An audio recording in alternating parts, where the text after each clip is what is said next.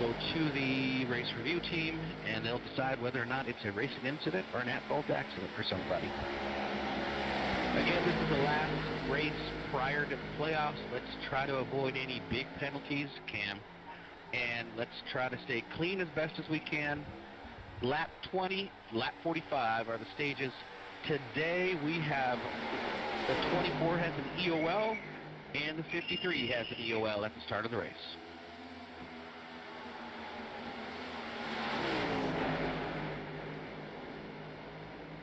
Good luck. Let's put on a good show. As always, we're being broadcast by ChopShop TV at YouTube. Make sure to subscribe, share, like, and interact with the stream.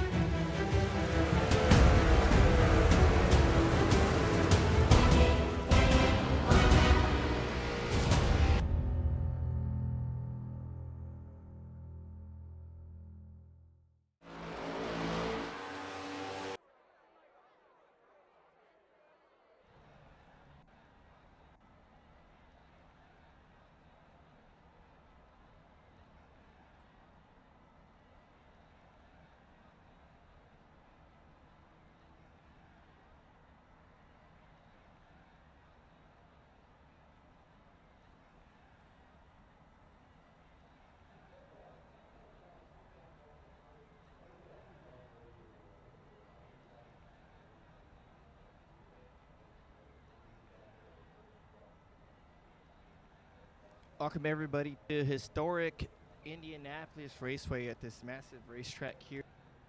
2.5 miles of the way around. Pretty flat racetrack, single groove racing. Side by side is possible, but they're going to have to figure it out pretty quick as we got qualifying underway here right on the track. Well, on pit road right now, there goes Hartung. He's going to start his way off. We got a plethora of driver cams here.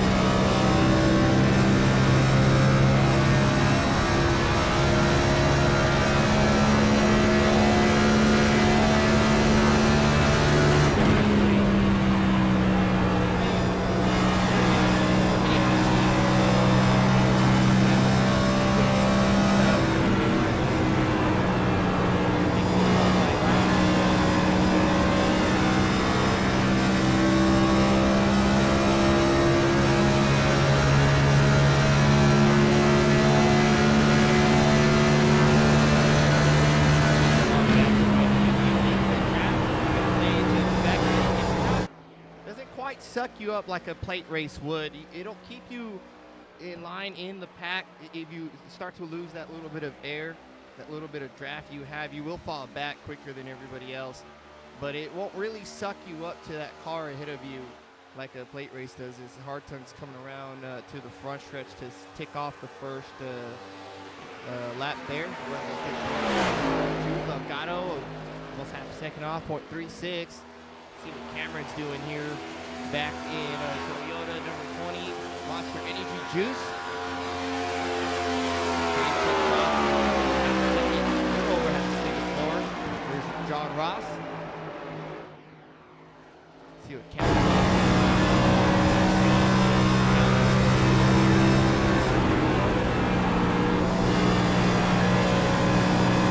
Bigger takes over the power line. Quicker than Martin.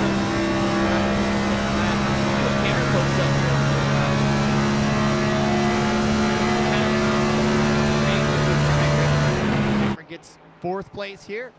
See Stracker's all about here in the National Guard machine. I think his spec map's a little off, or yeah, that looks like it's off. But it's all right. Showing some support this Veterans Day weekend. Hope everybody got a 4-day or at least a 3-day weekend for Veterans Day. Happy Veterans Day to all current and former military members.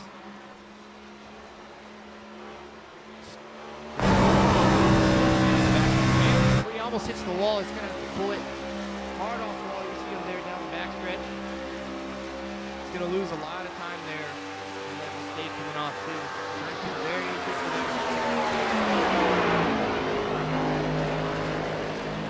Going down the short chute on the other end of the track.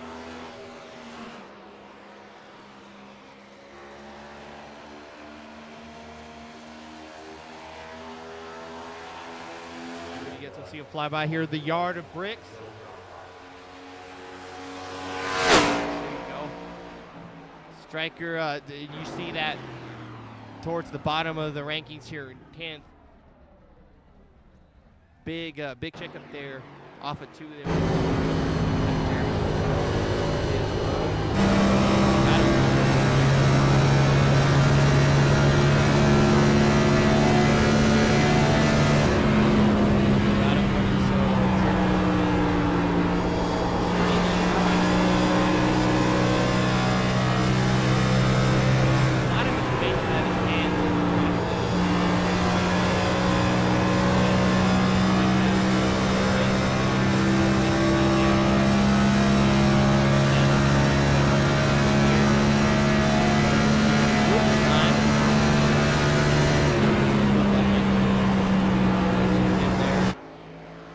A few guys here in qualifying as it's about to wrap up, as it's just wrapped up.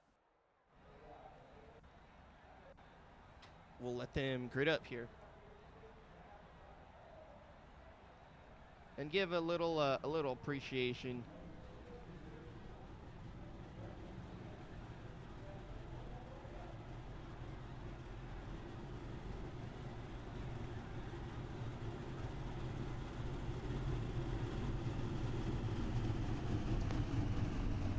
Gentlemen, start your engines and let's have a great race today.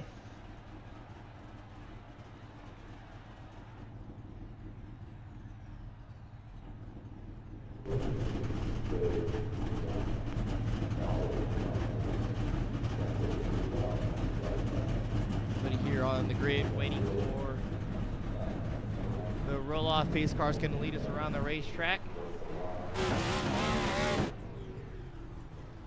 Sherry with the call to start engines there. Of course, we all know the Culver family grieving a little bit with all of us. Jerry's mother passed away this past week, and definite loss, but never forgotten.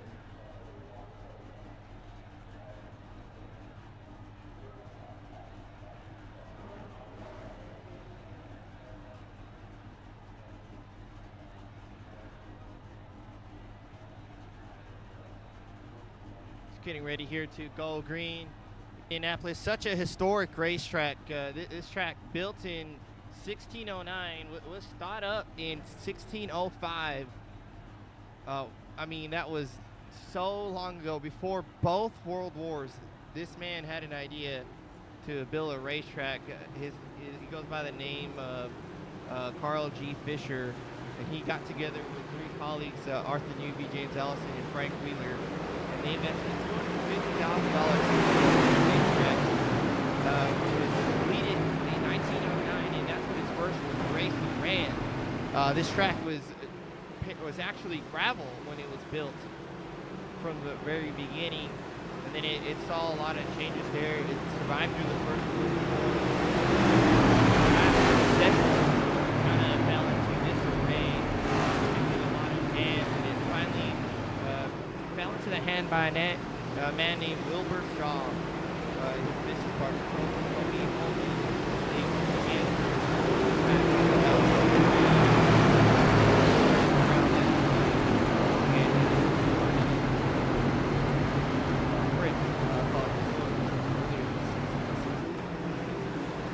It was converted into brickwood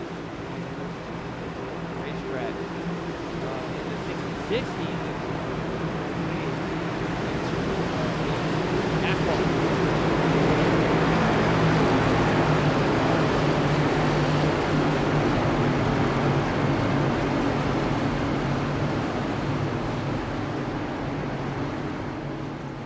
yeah, I did have that a little too loud.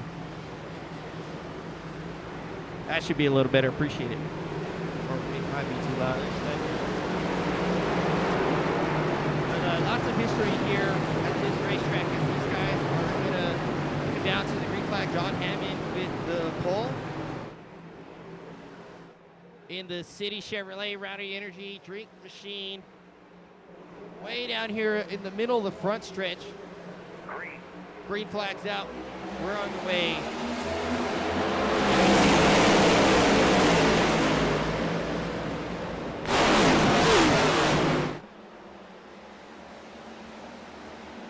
See them funnel through 1 and 2. As the run goes on, this car's going to really slip up to that outer wall. It's going to turn into single file racing. Racetrack, you want to be in that perfect lane. Every single corner of your car.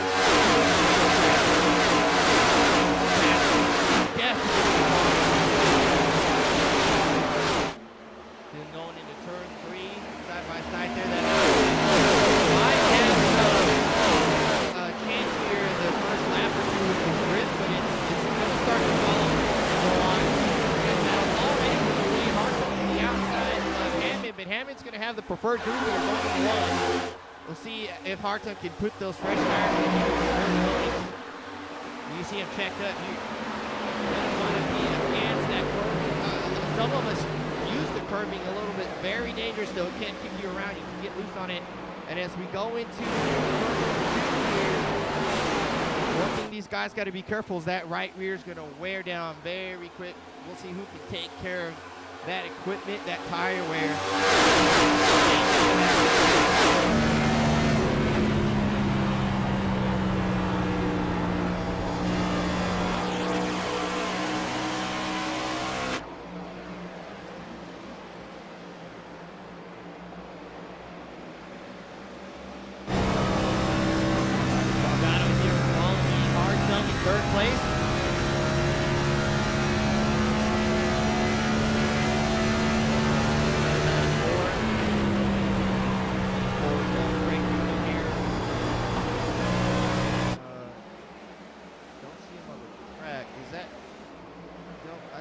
queue up, but I don't see him on the track here.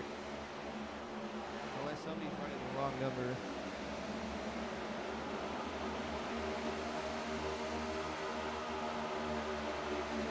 Harton get a pretty good draft there. Gives a bump to Hammond.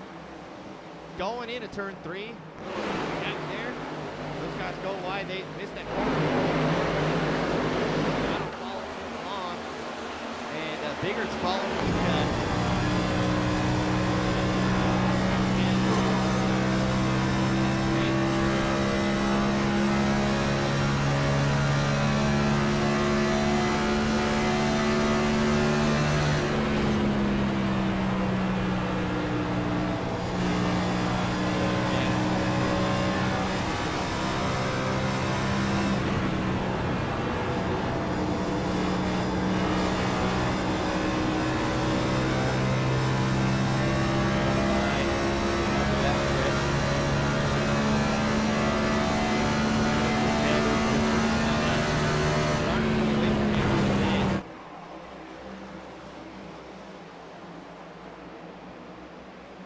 Might have I just noticed the daughters.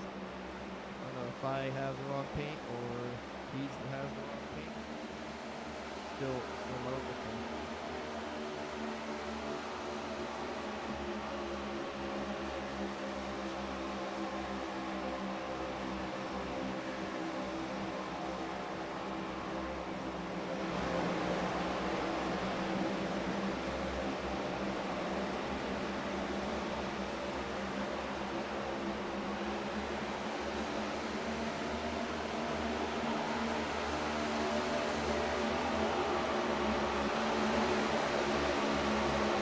That's better. Hammond still leading the top 3.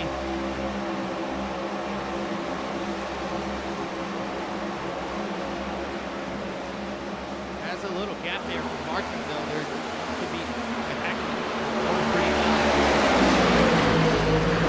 Here, Nick trailing off as they're going down the front stretch. A good battle here. Looks like maybe Cameron and Dave. Day and John Ross on the outside of Dave falling back a little bit. Had a moment coming out of turn 4 there. Very slow down that front stretch. As there's a culminant and striker with Mark Odell, another one of our drivers here.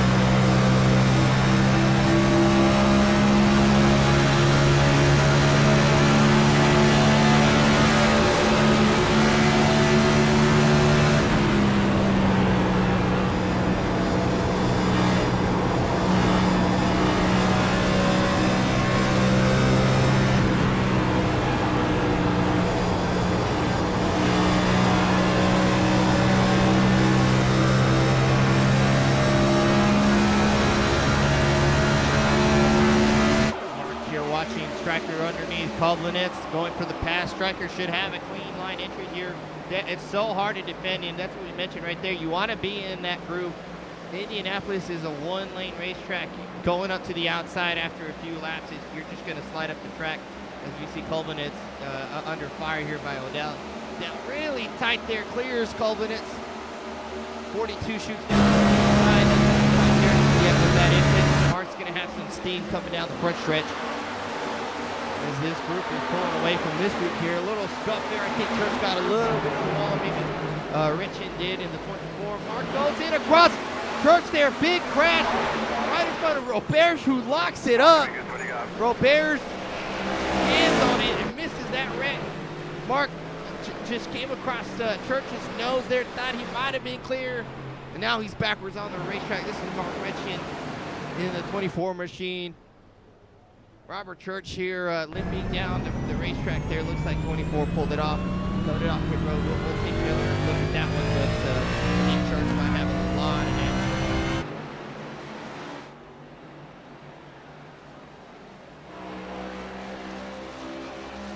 front end church wiggling a little bit. I think he's trying to feel it out, and he might have something wrong with it. The good thing is Indianapolis is fairly large. He should be able to get a lot of that fixed.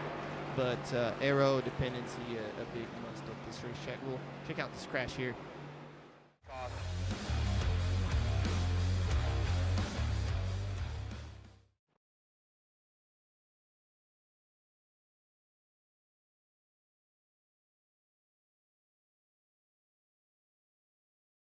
Here's Mark in church. We'll take a zoomed in look, and you see the run here. Mark pushing up the racetrack. I mean, it's pretty cut and dry.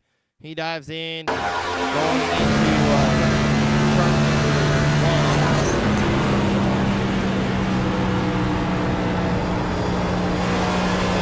Gets hard on it. Across Church's nose.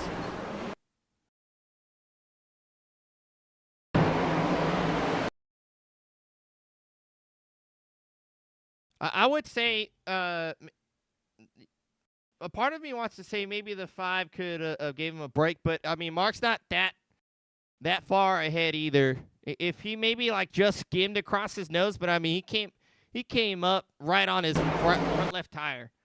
Like there's no room there at all. It's not skimming or nothing. He just really pushed up on the racetrack. And then Robert's here.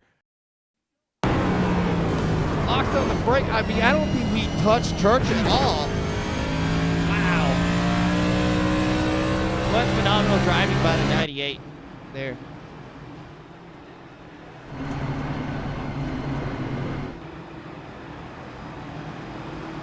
There's Rich in there on pit road.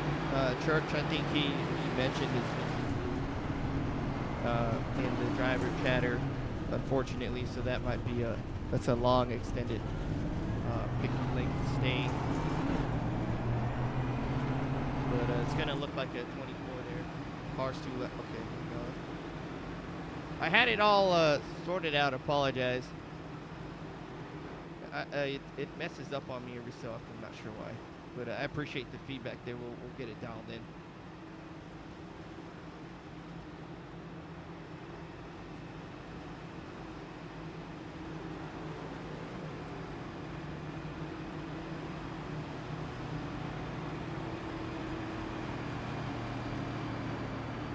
Do want to apologize as well if it's a little subpar. I'm not at my 100%, feeling a little off, a little bit sick here, but we're going to get this in here, and it's still going to be a good show here as we're working lap 10 and 90. And while we're under a break, we're going to look at some race info. 4 sets of tires here. I don't expect anybody to pit this time by. These tires don't last very long, so they're going to want to make their 3 extra sets last pretty long. Stages are, let me see, now I gotta look. I didn't realize they were in the, so the first stage is lap 20, so we're about a little over halfway there. Second stage is lap 45, 31 minutes required. Gee, yeah, that's gonna be a tough one there. Unfortunate. Sorry, definitely sorry to see that nothing of you doing, just wrong spot, I guess. Nowhere to go kind of thing. But so stage 1 is lap 20, stage 2 is lap 45. We're about done with stage 1. 100% fuel as always, fixed setups. Track state is generated, so our racing will determine what we're racing on. And this track is, as we mentioned earlier, 2.5 miles all the way around. Both, or I was gonna say both corners, but all 4 corners, because we have the little short chute in the middle. 9.2 degrees. It's really flat racetrack. And the straightaways are completely flat. There is no help there. So that transition there coming off the corners, it's not too crazy, but it's definitely flatter than most racetracks, especially large racetracks like this that we go to. So we're coming 1 to green. Hammond's gonna lead him back down the backstretch. Because I'm wondering why my track map's not working.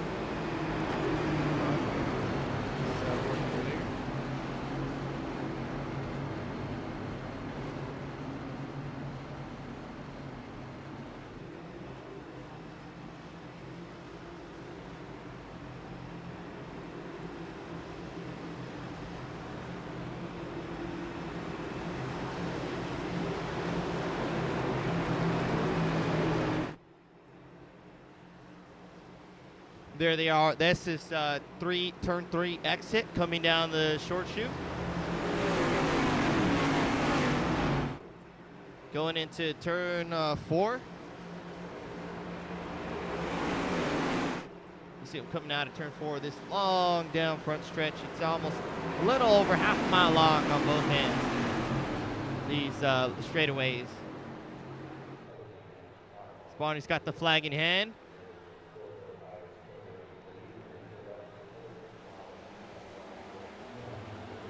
Green flag, they're off. John gets a good jump. A little bit of shuffling back there. Almost looked like a 3 wide there, I think. A little optical illusion as these guys are going to sort it out, go single file pretty quickly, as we mentioned. Delgado's got a good run here on the inside of Hartung. We're going to see him fly down the back stretch here. Delgado now on the outside of Bigger. Bigger takes the nose in. His tires have cooled off a little bit, but the 13's going to slide up the track. Bigger gives him a little breathing room, but he should be able to get the pass completed here. He does. Going into turn 4, coming out of 4 now. John's going to continue to lead this race, leading the first 13 laps as they fly by here already single file.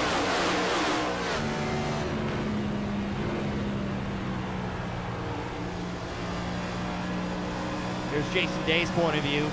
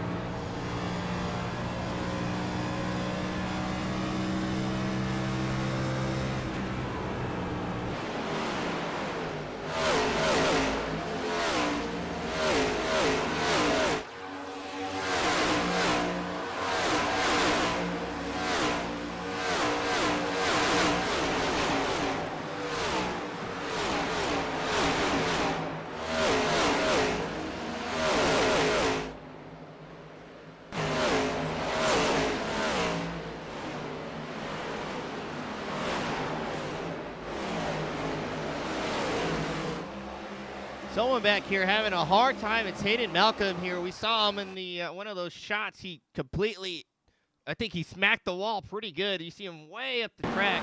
He had a really hard entry here going into 1 with the 49 degree. Maybe got a little spooked way too far up the track.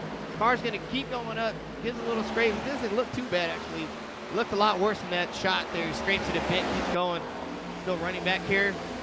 He is having a rough go at it right now, though. It's one of those tricky tracks for sure. You got to definitely figure out that racing room as Kerry's going for a pass here on the 40. Going into turn number 1. Going into turn number 3 down the short chute.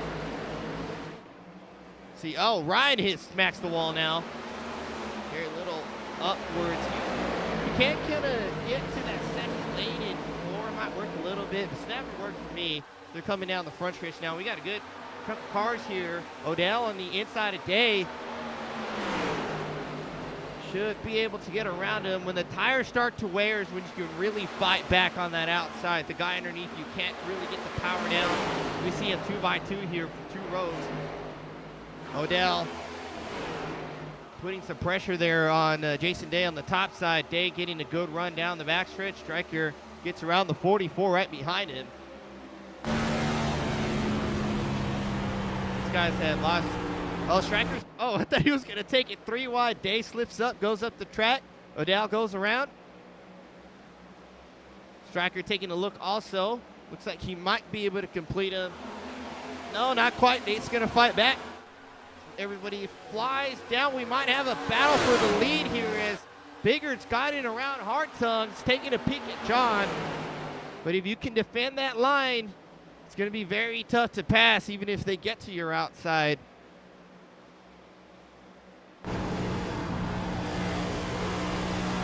Biggard right tucked up against the Chevrolet in front of him.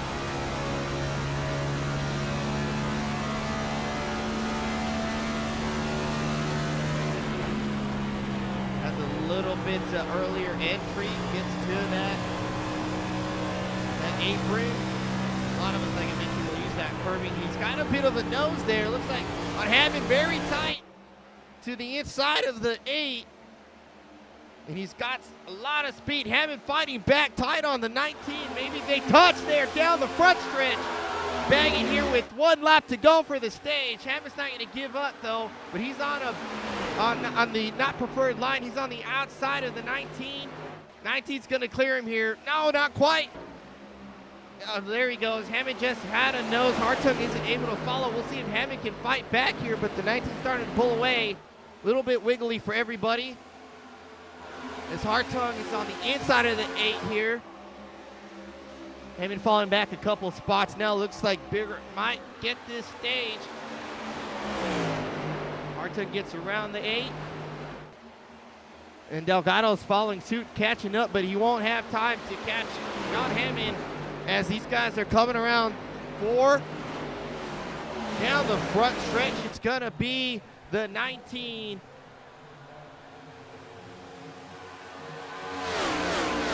Ahead. I think it was a lap ahead. I could have sworn they ticked off to 20. One more round for Nathan Biggert. That will get Delgado a chance to attack John Hammond though.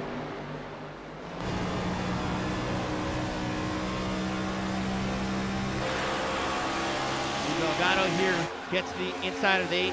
The 8 unable to get the power off the corner now. And this is one of the hardest turns here, just like turn 1, because you carry so much speed in this corner, you got to check up. Delgado gets around John Hammond. John Hammond falls to 4th. Hartung second. Delgado 3rd. But Nathan Biggert here coming off turn 4, and this should be it, I believe, if the notes are correct. If it's not, don't blame me. I'm going to blame Stryker. Side by side, Hammond coming back here for 3rd place, and he gets it over Delgado. Good run there to the end. He fights back off turn 4, reclaims 3rd place. Good finish there for Hammond, no quit.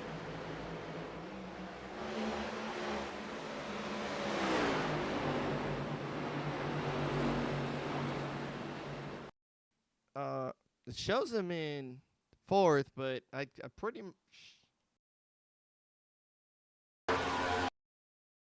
pretty sure I saw him cross 1st. We might have a finish like this for the win. Yeah, he definitely crossed 3rd.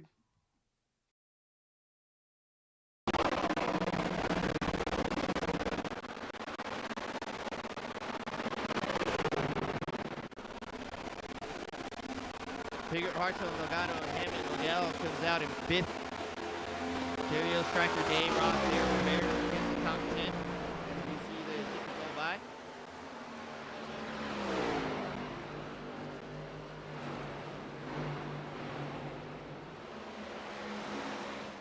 We'll see if Hammond, who led the most laps that stage, And got the pole there. We'll see if he can make any adjustments there. And they're really, since it's a fixed setup, they're really driver adjustments, driving the car a little bit differently.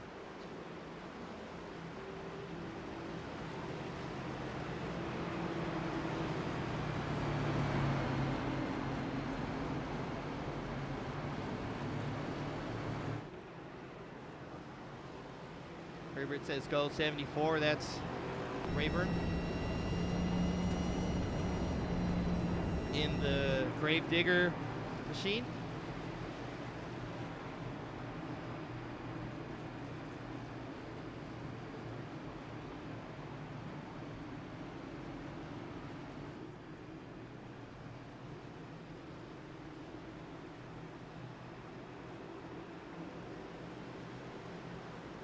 Good to see these guys come down pit road.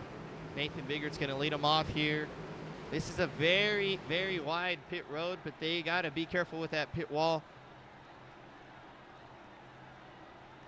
Roberge pulling a classic Roberge there, staying out.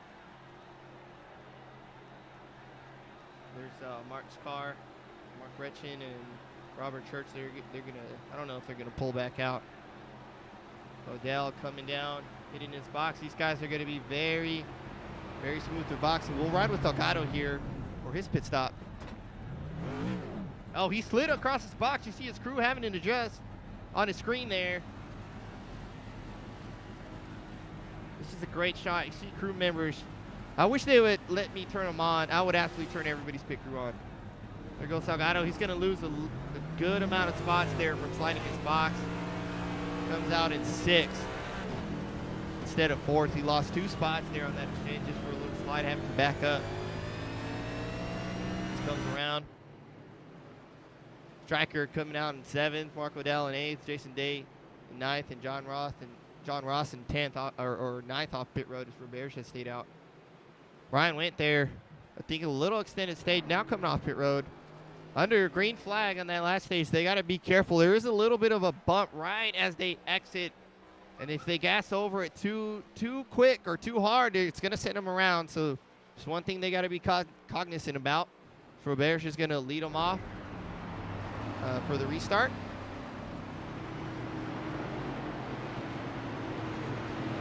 But he's going to have to be very careful of those tires. Ever so important.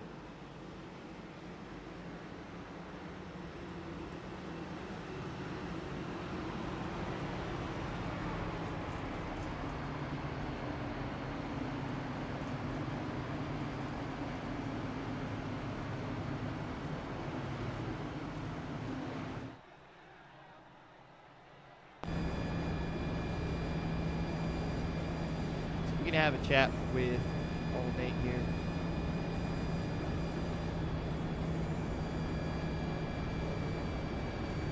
Hey Nate, it's Joseph in the booth. You got me? I got you, Joe. What's up? Hey Nate, we're at Indianapolis here, a very historic racetrack, a track, one of the crown jewels everybody wants to win at. How's the racing so far? Yeah, it's been good, man. Nice, clean, fun, exciting, hard battling, a lot of fast guys. I've enjoyed it so far. Definitely is an advantage to save some tire for the end of the run, and I think that's what got me that stage win. So definitely looking forward to the rest of this race. Looks like you're doing a pretty phenomenal job at hanging on to that right rear. We have a couple short runs here, and then a pretty lengthy finish towards the end. Any thoughts for the rest of the race? Yeah, it's just going to be all about that, taking care of them tires. If you're going to run it out for a full stretch of fuel, it's going to be about 30, 39, 40 laps. So that'll be that whole last stage. If you're going to do it, we can do it on fuel. So if you're going to do it on one set of tires, just take care of them, have speed throughout the whole run, and just try not to push it too hard. And that'll be my strategy pretty much. Try to go for the long run. I love trying to take care of the tires. Awesome. We'll keep an eye out for you and the rest of the field, see the action go. Thanks for talking to us. Yeah, thank you. Figured there with a little bit of strategy insight. He's one of the best at saving tires that I've seen. When he says he loves long runs, I mean, he loves long runs. He's so good at long run races. So looking forward to a green flag finish at the last stage as Roberge is going to lead him off to the green flag restart. Pace car's gonna dive down, and these guys can go green as soon as the pace car goes off. See when Roberge decides to go, and they're off. Rayburn falling asleep a bit there. A lot of guys on the outside lane caught sleeping a little bit. We'll see how long Roberge can hang on here. I think he pitted during that last caution. I heard him mention there in the driver chatter. But we'll see how long these tires, they're still worn. See how long they can last there with Biggert in second. We'll know he won't pressure him too hard. He'll let him come back to him. Hartung in third here. Already single file, everybody here. A little bit of a battle on the back here. Rayburn on the inside of Koblenitz. He's gonna get around him. It looks like those guys took a really awkward arc there. Rayburn in the second lane, Koblenitz way up the track. I think he caught a little bit of the wall.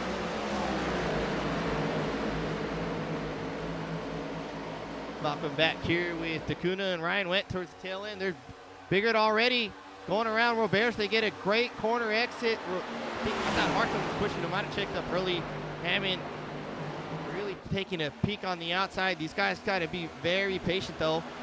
They don't want to wait too long, though. They might get stuck behind Roberge.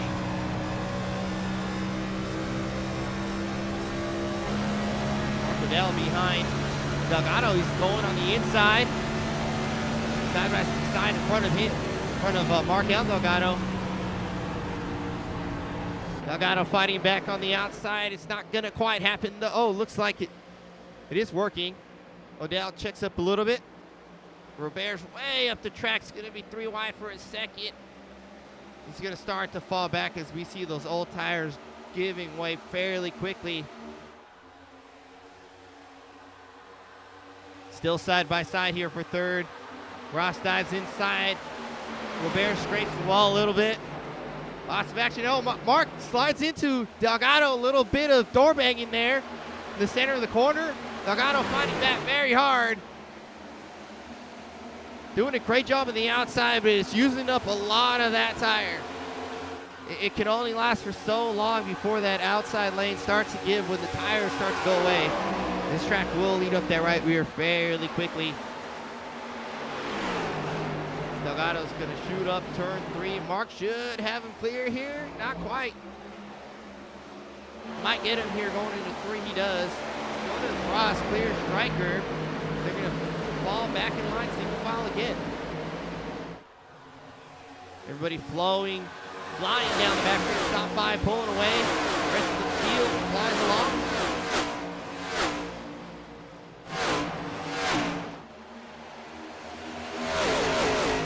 Peek out there.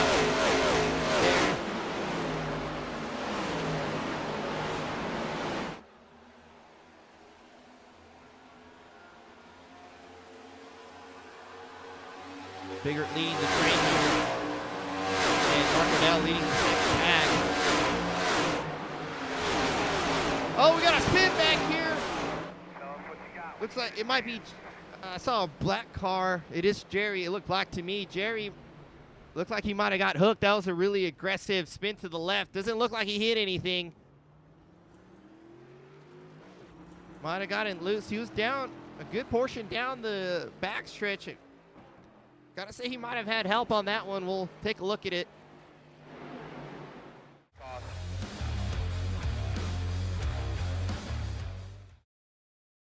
Oh, he's way up the track. I think Koblenitz got a little too tight on him. Yep. Koblenitz trying to side draft a little bit. Culver doing a great job not hitting the Armco barrier. He keeps it off. Just does a couple like Jimmy Johnson-esque spins in the grass. Super close to that barrier. Doesn't hit it. What a phenomenal job. We'll ride with Jerry here.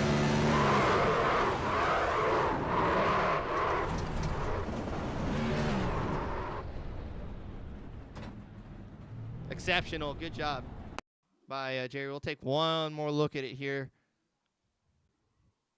Koblenitz just ever slow slightly.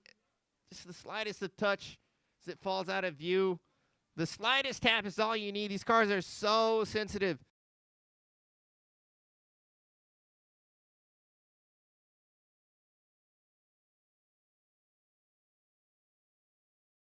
back it up here. We'll get a better angle as it pans around. Coleman's just got just a little bit too much of Jerry.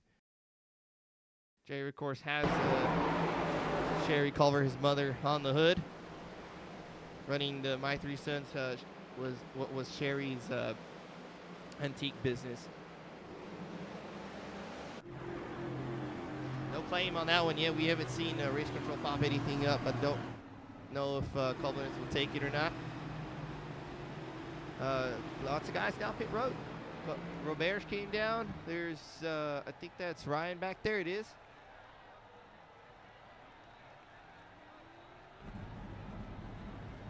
There's Jerry there down on pit road. Getting some tires changed.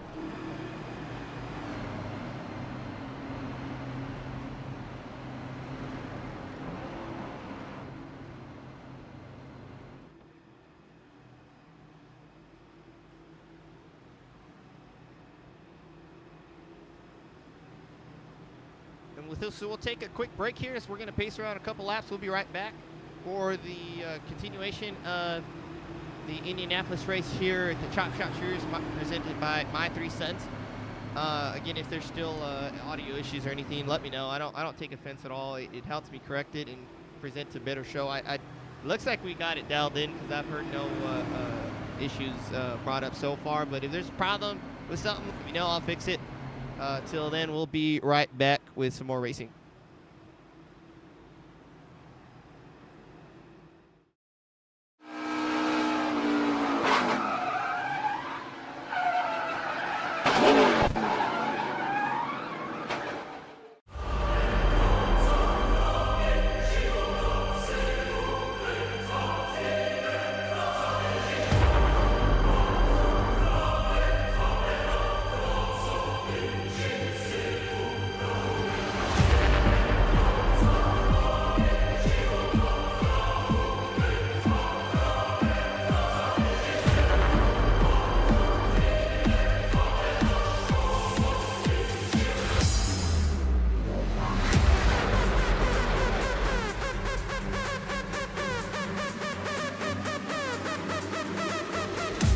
One car.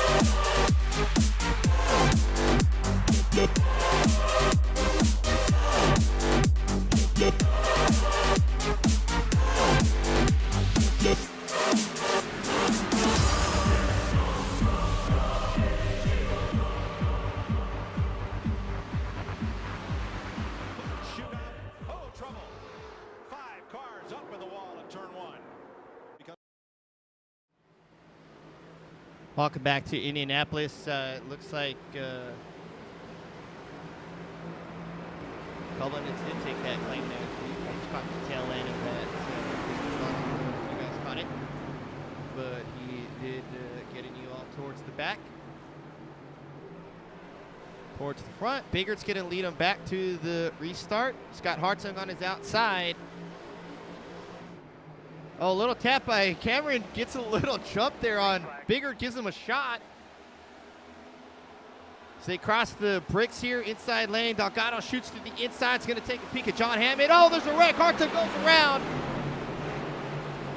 Oh, and he saves it. He saves it. It's everybody's piled up here. We might have another wreck. There goes Marco Dell into John Ross as they both hit the outside wall.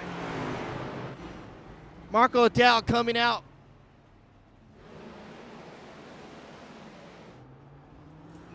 Not too bad actually. They both hit the wall pretty good on the outside. Let's see, John Ross's car, it doesn't even look like he got hit. Man, I thought they should have wrecked a while ago. I think John or somebody got into hard tongue. We'll take a look. We'll look at that one as these restarts are going to get pretty intense.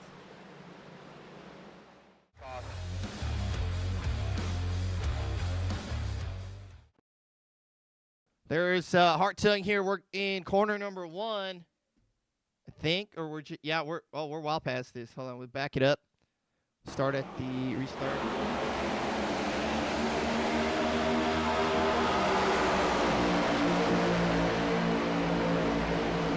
Oh, wow, he just sent it in there. I don't know if John just outbroke himself or didn't realize Hartung was going to break that early, but he really just sent it in there and turned Hartung sideways. And Hartung with the phenomenal save. Look at this. I would have probably spun it. A lot of guys would probably spun this car. There's no way. There's no reason to save this car right here. It's worked the wheel. Came back. And the reaction to this is O'Dell and, wow, they're 3 wide back here, so there's a big checkup up there. Hartung's basically sliding down the racetrack. Everybody's checking up and freaking out. So this whole field, Hartung's so loose, the tires are hot. I think Mark bounced off of Stryker. 3 wide. Ross kind of slides up into O'Dell. Yeah, O'Dell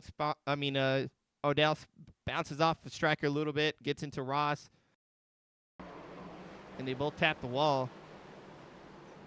Not too bad, though. The damage isn't too bad for those guys, though. We'll ride with Hartung here.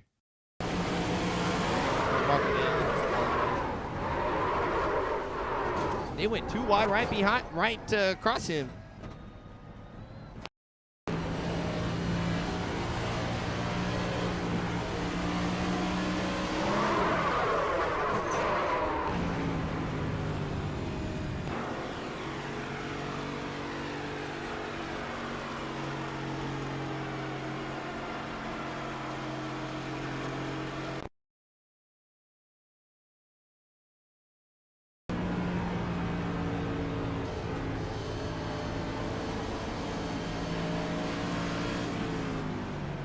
Bears again, just stomping on the brake, and that's what you want to do right there. I've seen a lot of guys stay on it when the racetrack is covered in smoke, you can't see anything, and then they ran into the wreck.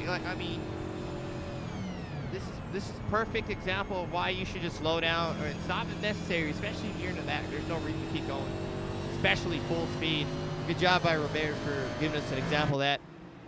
There's Hartung. Looks like he's okay. Tire wear might not be too okay. Mark O'Dell, I don't think he has that much damage, if any. And Ross back here, there in the skull machine, looking good as well. No claim there, race control says, for lap 32, so the admins will have to take a look at that one.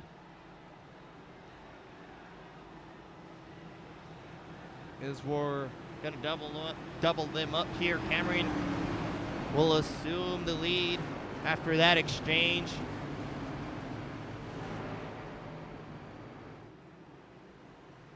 John Hammond, he had to come down pit road. He's way back here, 15th now.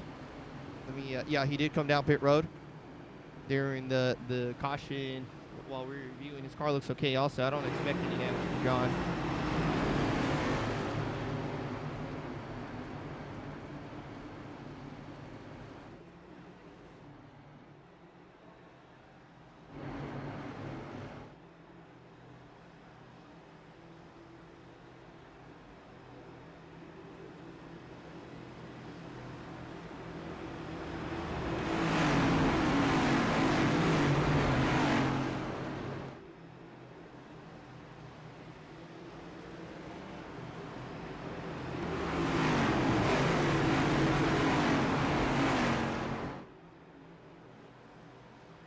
Pair of Toyotas leading the field here.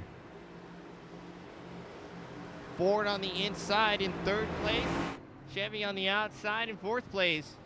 We'll see if Cameron will have a good jump here on Nate. Nate's going to lead the field here. There's Stryker in the mix. Jason Day on the outside. A Stryker, Rayburn up in the top 10 now as we're ready to go. Green flag racing once again. 11 laps to go for this stage. See if they can keep it on the track here, pointing forward the right direction. Green flag's out. 19 takes the charge. It's a good jump on Cameron on the outside, but that leader does have the advantage. Mark caught a little bit of wall. He's going to have to contend with Delgado here on the inside. Oh, a little blink there. He's back. Mark's going to hold him off just a bit. It's going to get him down the backstretch here, and he does. As they're flying down the backstretch. Bit of a scuffle here. Dacuna on the outside. Jerry going for a pass here, going into 3. Robert's there on some older tires. Checks out. A lot of guys would have taken that 3 wide. Robert checks up. Dacuna really struggling there on the outside. Robert's being so patient with him. Good job by Robert. A lot of respect there. That a lot of us, I myself would have probably gave the 45 a good bump there. I'm not the most patient racer. Oh, Coughlin has caught some wall. Robert's off the track. Very erratic movements here. Odell gets around Jerry. Field flying by. Coming down the backstretch, coming at us.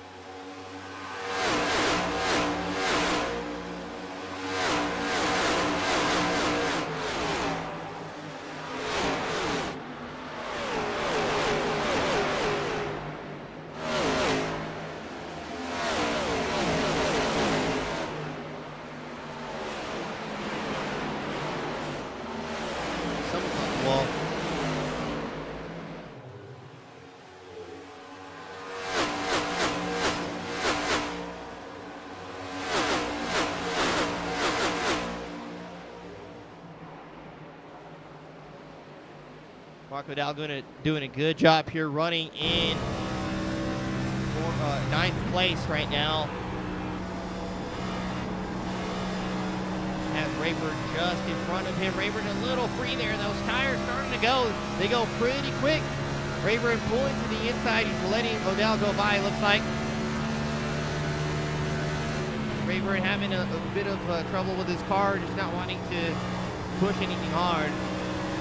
As Odell is right behind Hayden Malcolm and closing ever so quickly. He's going to get a good corner entry here on Malcolm. Clearing him as well. Out of turn number 4, apologize. Go to the top, Delgado here, trailing a bit off from the top 3, the 2 Toyotas and Chevy. Didn't work that wheel there, coming off the 2 or 1. That's, I think that church there on the access road, that is the church there. We essentially put a new engine in it. These guys go by. Delgado loses a little bit of pace. If he can just hang on to that little bit of draft he's got, he can start to reel him in ever so closely. But as you see him pushing there in the corner, that speed lost there. He's going to need to adjust his driving style to get it to stay down in the corners. Delgado doing a good job there. They're running in 4th place. Day over here, forgot to mention Day also running triple here in 5th place.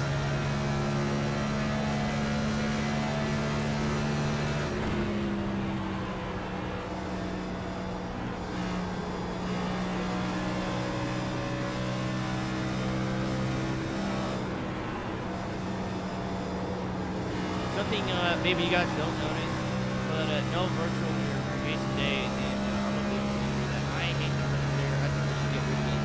It is on the virtual one, or only in practices, but race conditions, get rid of the virtual line and virtual don't. Car has a mirror, use that.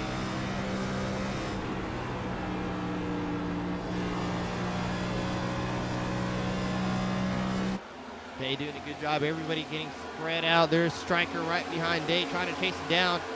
As we riders track these kind of speed getting down the front stretch. 190. 189. This tracker right up on the curving. Some of us will use that curving. I'm a habitual user of the curve there, and it's bit me a couple times. It suddenly breaks loose if you get on it too hard. See what the tracker gets with a little bit of draft here down the backstretch. Same distance, 190, 191, 192.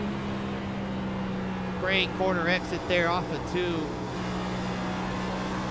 Little slide there, kind of push hard to catch Day. As we see Delgado hit a Day, is completely falling off the top 3.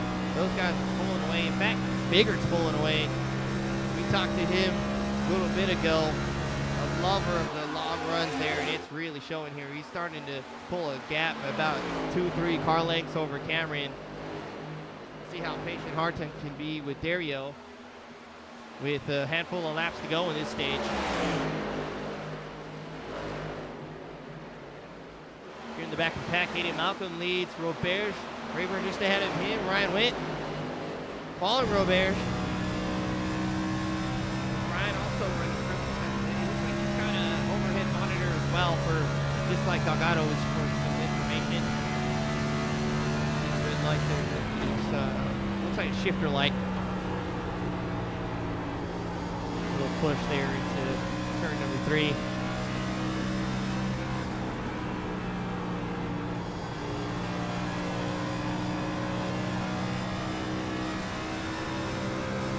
Fun fact, the Indy logo on the wall is off the corner, 2 and 4. In here, one on the back stretch, one on the front stretch. These logos were painted by an Indy driver way back when. I can't recall his name, but essentially the legend goes, or the myth goes, I don't know if it's true or not. I can't remember where I read it from, but the story goes is he painted this logo. He had painted this logo right there, essentially the Indy logo, off the corner, so he would have an exit marker when he runs races. This is an Indy car way back when. Essentially, when to exit, how to point the nose of the car. This is why they're only on the exits. You see the other one here off of exit 3, and then off of exit 4. There's the other one. I think someone just scraped the wall. And it kind of became tradition. You won the race after that. And they kept painting the walls. They were hand painted for a good long time before they started. I guess they sprayed them on the wall or something like that.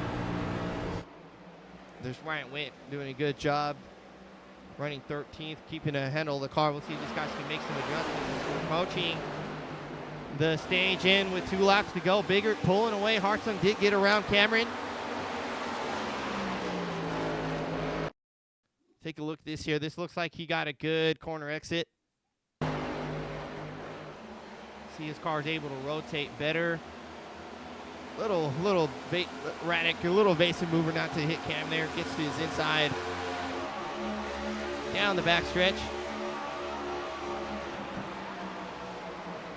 Just better corner entry there with the preferred line. Biggert takes the white flag for stage number 2 coming down the back stretch.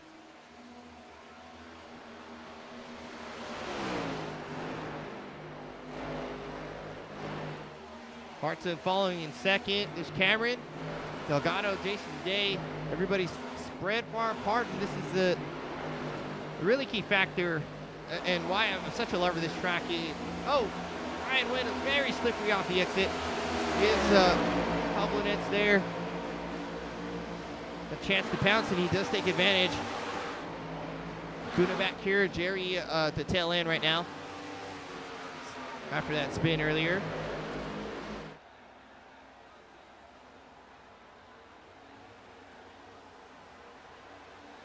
That should be stage number 2. There's control as everybody's flying by. There's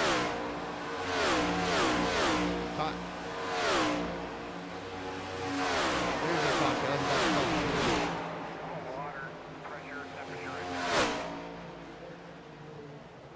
We'll have one more stop here for these guys. They will have a green flag. Pit stop should it go green, and it's having the looks like it will. This racetrack really gets everybody spread out. I'm starting to mention why I'm such a lover of this track. You can really start to find a rhythm once the racing goes on. You don't really have a lot of people breathing down your neck like Bristol or even Michigan or Vegas, where everybody's so tucked up against each other. Well, I like tracks like that. Dover will do that. It's just like traffic is an issue at Dover. But tracks like Indy, New Hampshire, Worldwide Technology, big fan. So we'll catch these guys going to come down pit road next time by.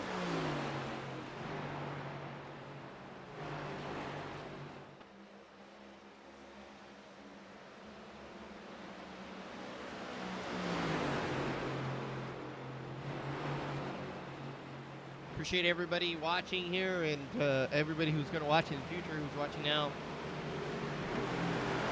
Joining us on your Veterans Day weekend here Friday evening. Hope everybody has a great Veterans Day and a happy Veterans Day to all the veterans and current members of the military community. Big shout out to you guys.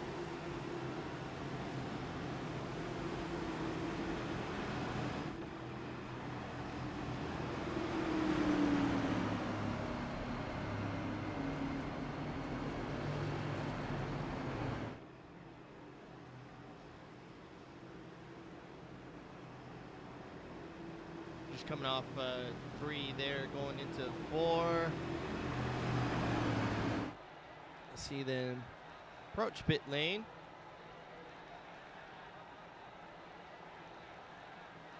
I'll ride with, let me see, Jason Day this time for pit stops as they're coming down here. Day's right behind Delgado. We'll see his picker go to work there on the bottom right corner of the screen.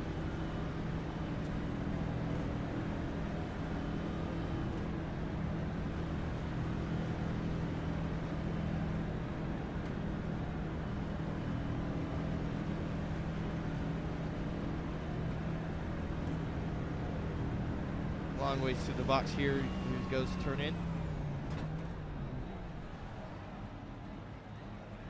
See Day went a little too far forward. Pit crew had to adjust a good amount, and that's precious tense off your pit stop there. See how he does coming out.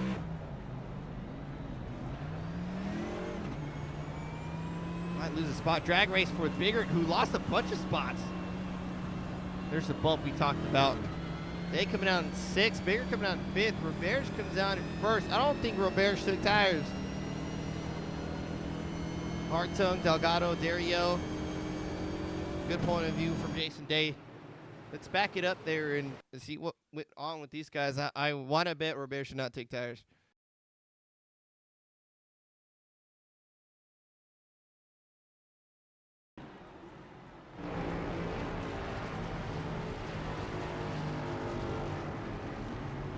Oh, looks like Malcolm really missed his box there. Yep, no tires for Robert. What's up with Nate over here? He missed his box, maybe? Yep, Nate slid his box here. Tires are a little hot. Should throw it in reverse, roll it back. And it looks quick, but I mean, everybody else is already done with right sides. And now he's just done. So that's time lost there on pit road. Pit road is also a race there. We see them in the exit. Roberge wins it off. Everybody falls side by side there. We saw it on Dave's point of view with Nate. Nate gets him out. As a couple more guys are coming down pit road again. Looks like Cameron with Biggert. They might be really close on fuel. Sounding like maybe 5-ish laps. And they're going to try and possibly save it. We'll see. Cameron coming as well as Rayburn and Dakuna back there. We'll see if these guys have some strategy to play. Just the gas and go for everybody. Looks like Nate took a little bit more. So they're coming back down pit road, or back off pit road. Rayburn and Dakuna. Rayburn extended stay on pit road.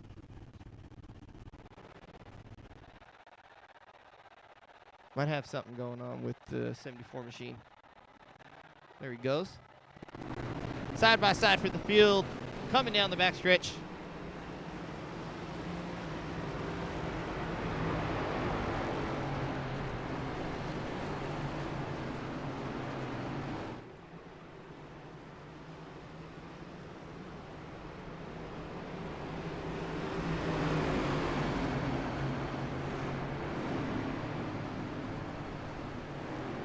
track map. Had to fix it.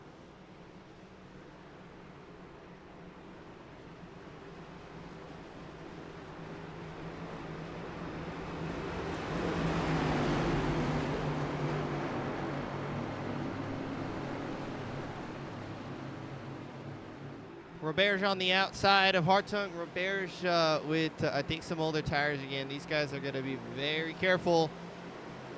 He's going to be the leader of the green flag restart. There they go. Gets a good jump on these guys. Stays on the outside. Down.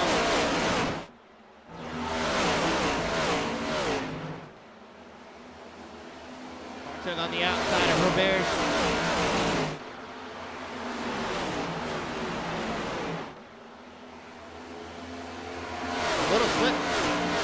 For the 98, Hartung gets to his inside. We see the blue car down the backstretch. Roberge's going to be sitting up here in a second, it looks like.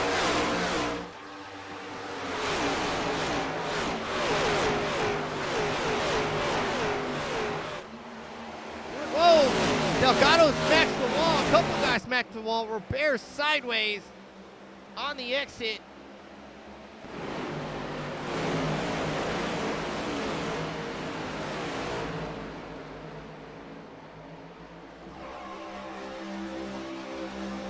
Tracker taking a look at Ryan with a bit of car damage, it looks like. He's mentioning on the driver chatter. Doesn't look bad for him. Hartung taking over, Roberge falling off. Delgado now, we got a Ford in second place.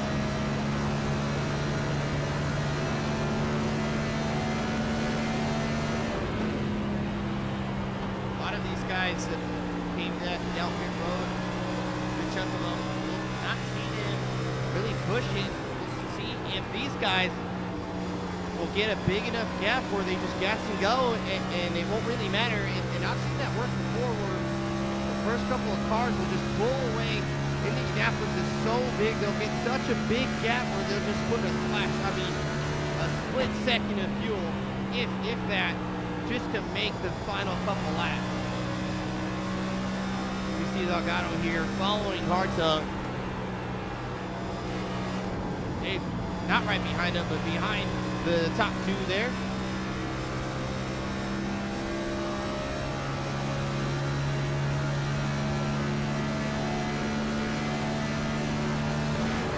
Now behind Dave.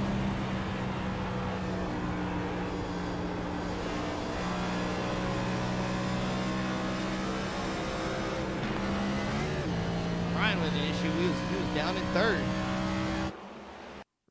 Rewind it here. He got into it with Hayden Malcolm. Oh, he might have turned down a little bit here on Hayden in anticipation for the corner. He did start turning earlier than Hayden, but I think earlier for that corner. That's a really big hit for that corner.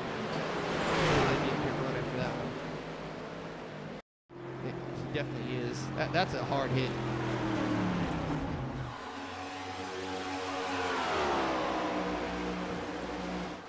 Delgado pushing hard here to catch Hartung. I don't know if these guys are really going to make it there. They're using up their tire pretty good. Hartung leading the field.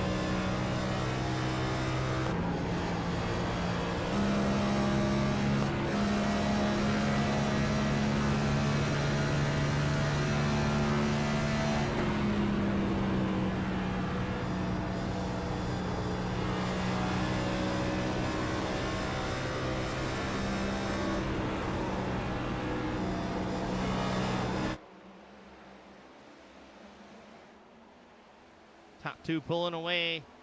You see on the track map there.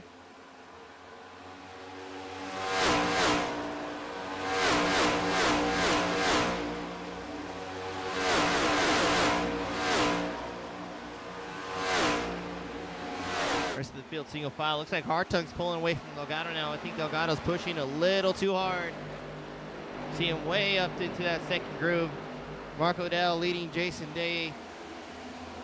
Robert's doing a pretty good job on those older tires. I'm not too sure if he has those older tires or not. I think he was off the pit sequence there for a good moment, but he's hanging on to the fifth here. Striker pretty sure just tripped the car off.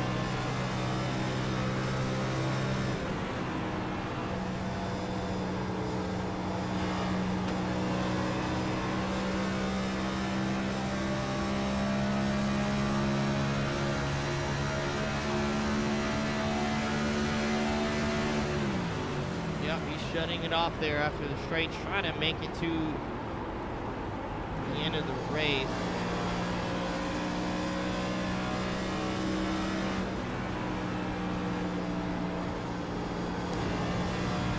John Hammond here in 14th. We'll see if fuel comes into play. See if those guys that came down pit road will have enough. Making it bigger. Following Leroy Copeland. Also shutting it off. He's one of the guys that came down and topped off. Not too sure if they can still make it or not.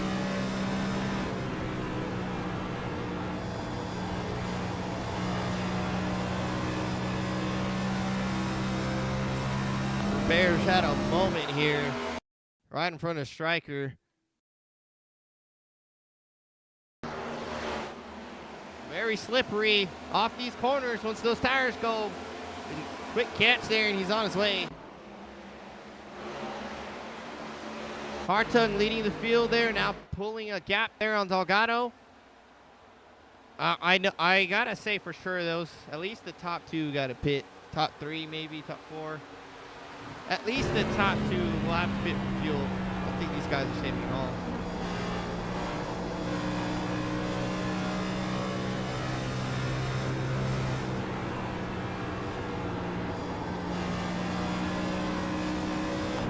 Making his way up, getting around Ross there to his outside in the Skull machine, running a charcoal gray this time after running like a bright pink color past couple races. Rayburn against Church here. Church back out, trying to finish the race. Good amount of laps down, unfortunately. Stakuna behind Hammond.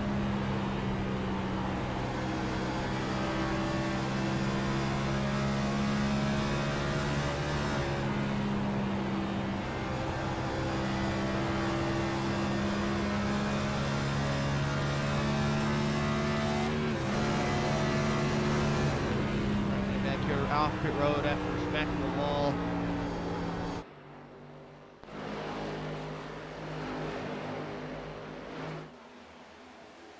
Down the back stretch, Hartung leads the field, working lap 58. Field is really spread out. This is all driver skill right here. Who can stay mentally focused, who can take care of the equipment, who can start moving up the field, as Biggert has hit P9 so far.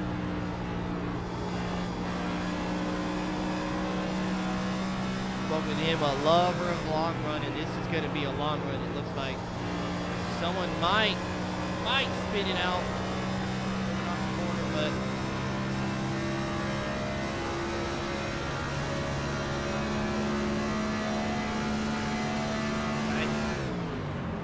still shutting it off there, going in the corner. So I think everybody is now. We'll see. Take a look at what Cameron's doing.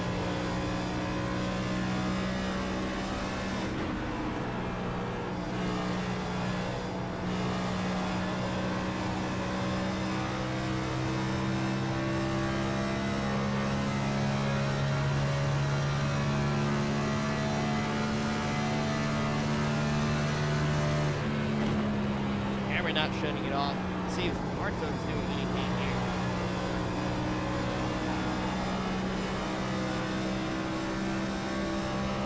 Looks like Mark's got a peek at Delgado here.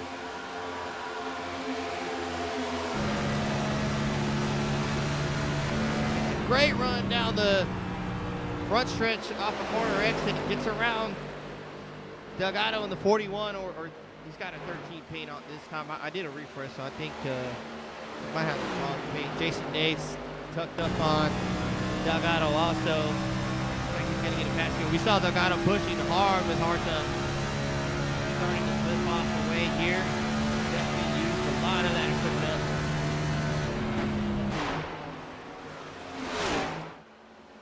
Day gets around Delgado. Mark Odell now on the move. See, he's got something for Hartung, but I'm expecting pit stops here pretty soon. As they're definitely in their window to make it to the end. We'll see who's the first taker and who's going to lead them off. Start the party down pit road. Hartung is definitely backing it off, though. Yeah, he's shutting it off now, and I think it's too late this time. You would have to start saving from the beginning of the green flag, in my opinion, to really make it to the end. He was pushing very hard for a good while. I think he's too much of a deficit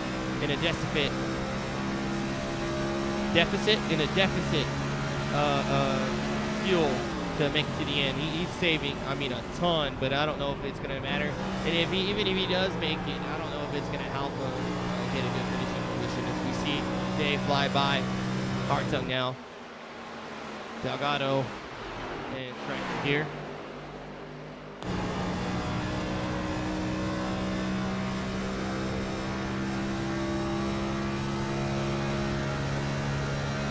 Strike roll. Here comes down Robert. First car down pit road. See if they can take tires. I don't know if that's a 50-50 call for me. To take tires or not, or just gas and go.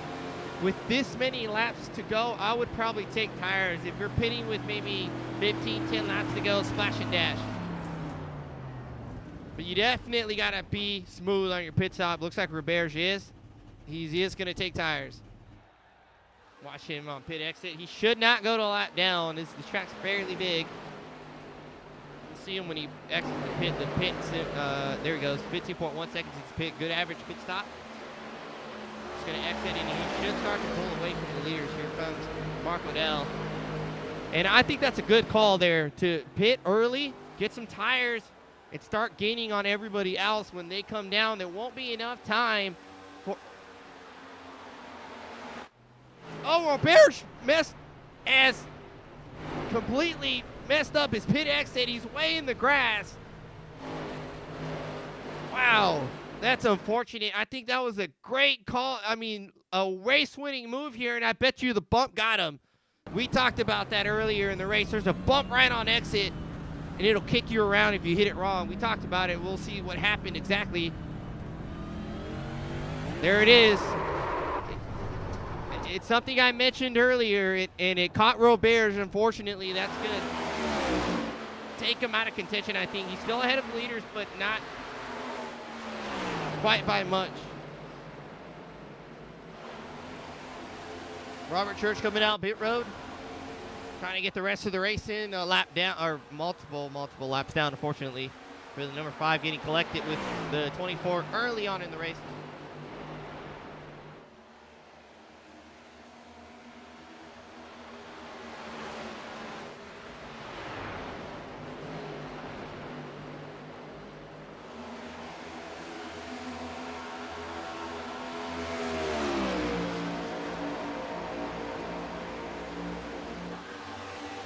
Here riding in third behind Day and Odell. Hartung doing a pretty good job. Still hanging on to those tires. Still saving. Wanted to give a big props to Roberge there. A massive mistake on pit exit though. But it looked like a race-winning move to me. As he was going to start to gain ground, and everybody else is going to have to pit. In my opinion, everybody should have to pit. They're saving and all that. We see Hartung killing the car right now, but I don't quite think they'll make it, and even if they do, it won't really help them win the race. Roberge full stand for the rest of the race here. Maybe might still have a chance, but he doesn't have the big gap he had for. He might come out with a good finish, or he might come out of it with a good finish. Though he's coming back down pit road. Definitely something wrong now, and this might end his hopes for a good top 10 finish.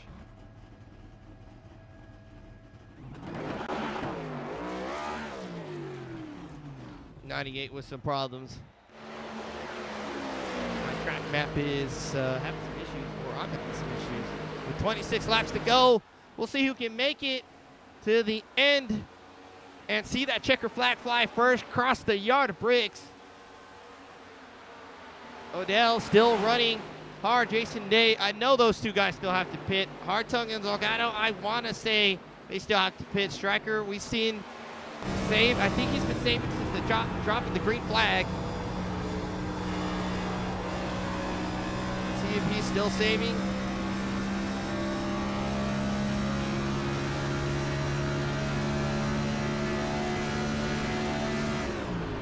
Yep, still killing the car. John Hammond back here making some moves as well. He's got Hayden Malcolm just ahead of him. Malcolm might take a little peek on Coleman in. Man, John is really hitting the chip there. John not saving fuel at all. I think it's go time for him. Coleman is up the track. Hammond has to be very careful, hitting a little squirrely just ahead of him. He's gonna have a good angle here. Great exit. Oh, Malcolm gets the wall. I thought they were about to wreck. Hammond with good avoidance. Good job by Malcolm as well for not coming down the track more. As Hammond picks up another spot. They're side by side in front of him with Rayburn and Jerry. Rayburn's going to take that spot. That's the battle for 8th. Rayburn takes over 8th. Jerry falls back into 9th. Robert is coming off the access road just now, so definitely had a moment, had to go back to the pit to gather himself up or do something. Brian Rayburn doing a great job here, top 10. Hammond really putting the pressure on now. He's going to get around Kolbinetz. Kolbinetz running way up top as well as Jerry. It's not really where you want to be, so you won't get some speed there. Hammond should get around Jerry. He does. Everybody fly off into the corner. These corners are really tricky. They're kind of deceptive. Is they'll follow you out to the wall. Kolbinetz taking a look at Jerry. Not quite there. Jerry's doing a good job there on the outside. Oh, 42 gets a little free, hangs onto it. That was a pretty wicked slide. I thought he was going to go around, but he caught it. Now has Hayden Malcolm to his outside. Good job by the 42 to hang on to the car there.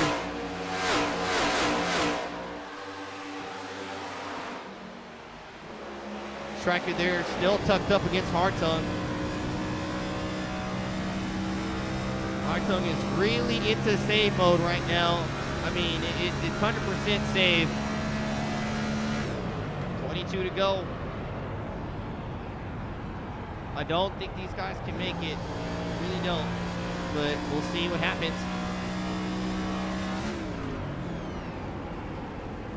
Hartung killing it on both ends of the corner.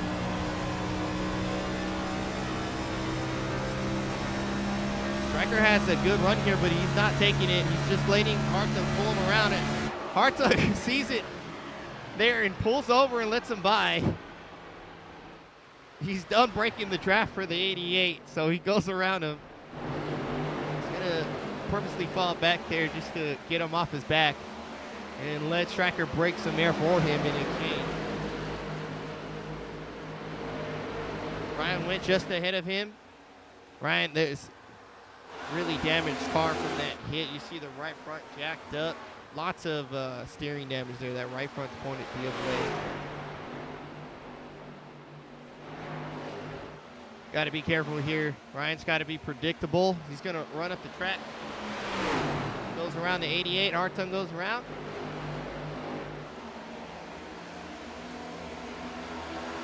Mark Odell still leading the way. Jason Day falling off a little bit.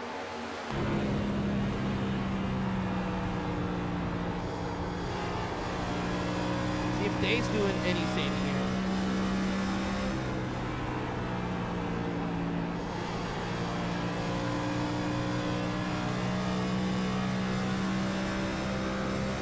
Definitely full send for these guys. 21 laps to go. We'll see when they decide to pit. The laps are ticking down. I would have pitted with Robert. Honestly, the second I saw him go in, I'd have gone in that same lap or the lap after if I wasn't able to. And then just really sent it because in my mind, I don't think these guys can make it. If they make it, I don't know. We got a side-by-side battle here. Hayden on the inside of the 42. Not quite anything there. John Ross followed back here, having a hard time with Indy, but does have a run on Hayden Malcolm on the inside. Going into turn number 2. Gets him clear of the 83. Yep, he does get clear of the 83. The Kuna here going to take a look at Hayden Malcolm, falls in line. Peeks out there, gets a little bit of draft, peeks out, not quite. As he dives it in that corner, he does, gets just the slightest little bit late break there to get inside the 83 left side, but Malcolm doing a good job. His little slip up there on the outside though.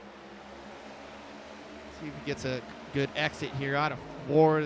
Going side by side down the front stretch. Malcolm doing a great job holding off the Kuna there in the Chevrolet. The Kuna falls back in line. Ross has caught Koblenetz, but Ross saving also. Everybody's saving. Might have a battle for, well, thought we were going to have a battle, but I caught myself because I know these guys are saving. Everybody is saving, trying to make it. I don't think anybody can make it. We might have cars coasting to the finish line. See what Nate's figured. We haven't checked in with Nate in a minute. Nate's one of the ones that came in the second time under that last pit stop break. He's following Delgado here. He's got a great run there, but just slightly too late for him to do anything with it, but he's close enough, might get a good run down the backstretch.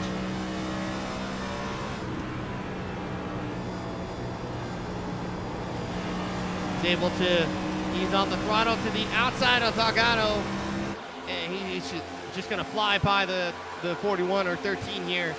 Delgado, I think Delgado is saving also. Coming back here, making some moves as well. Going to need some help on this one though. No save for Hammond.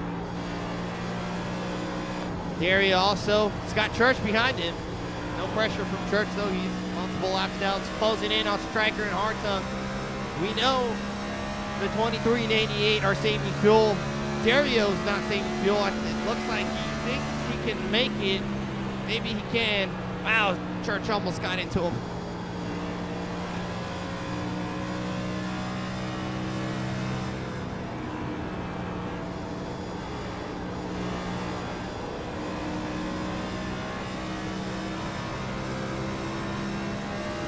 Right there.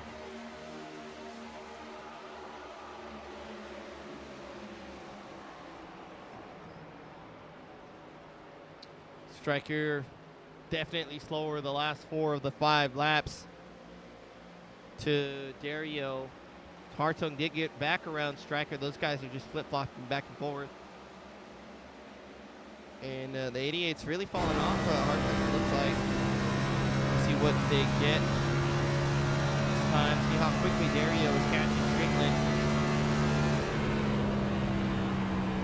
Losing 3/10. Cap's pretty much there now. It's Malcolm's coming down pit road.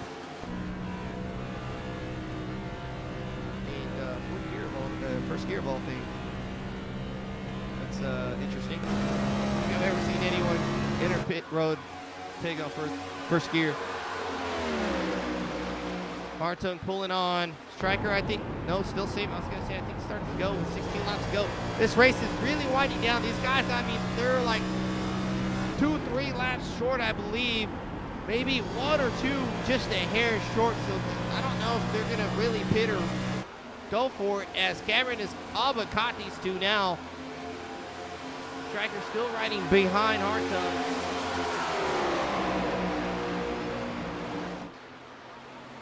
Stryker going around the 23. Cameron's going to have a run here.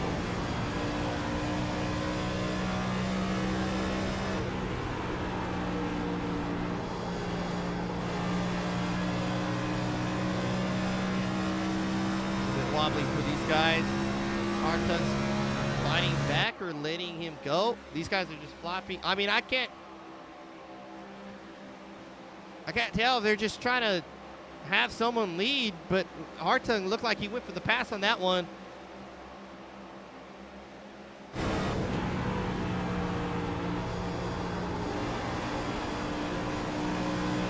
Mark Odell is still leading this race, way up ahead, almost 5/10 ahead of Jason Day, but these guys have to pit. I feel it, as well as these guys here. I don't even think Cam has to pit, unless he's like a lap, maybe half a lap short. Maybe you can coast it around, but it's going to be super close for those guys who came in topped off the second time around. Wow, Striker's super loose there on exit. It's going to open the door for Cameron, and he completely flies by the 88 machine. Looks like Hartung is stopped saving fuel. Nope, still saving fuel. He seems like he tends to push it and save, flipping back and forth. As Rayburn's about to fly by. There goes Rayburn. Ticks off another lap, 13 to go. This is Jason Day coming by. Nice blur. Everybody else.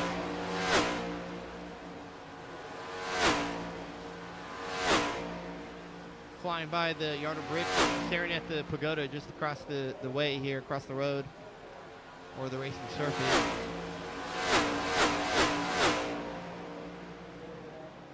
There was your flyby field. Cameron not saving at all. He's pushing hard on Hartung. Just left pit lane. He might have taken a break or needed to address an issue. He's just leaving pit lane now. And there's Nathan Biggert in the picture, also pushing hard, catching these guys who are trying to save. With 13 laps to go, now 12 laps to go, as Mark O'Dell crosses another lap off the ticker. It's going to get very close to these guys. It's all a guessing game for me. I'm assuming what's happening, but we'll see together what really is going to happen. As I don't know if Cameron's having a hard time now, or hard time she's starting to push. Looks like he's not saving anymore. Saw Cameron coming by. Might just be trying to manage that gap. Not get past, just get ahead and save a little bit. And then start to push when they get a little closer. We see him cut it off now, or he's on throttle actually. I mean on the clutch. Oh, he gets the wall there. That's gonna open up the door for Cameron. And that's I just caught it there. I've been saying he was shutting off the car, but the dash never turned off, so he never flipped the switch. He's been holding the clutch in, and a lot of times there it is you'll hit the clutch with your left foot and then brake with your right foot. When the whole race. That looks like he's been braking with his left foot. And your right foot's not used to that braking marker, so you don't have that same pressure. Wow, Bigger just muscled Church out of the way, you think. But your right foot doesn't have that muscle feel, I guess, that muscle memory feel. Oh, Hartung super loose with Striker. I thought they were about to wreck. So your right foot doesn't have that muscle memory feel or the feeling of braking pressure that your left foot has, and you don't brake hard enough in the corner, and I think that's what happened. He slid up into the wall. Striker is absolutely all over Hartung here. He's trying to muscle him out of the way. These guys are going at it, and it's just Lady Nathan Biggert closing every more and more. These guys are door banging all the way through the corner. Biggert is here now. He's gonna muscle Striker down the track, going 3 wide here. Someone's definitely gonna have to big. Oh, there goes Hartung sideways. Striker gets into him.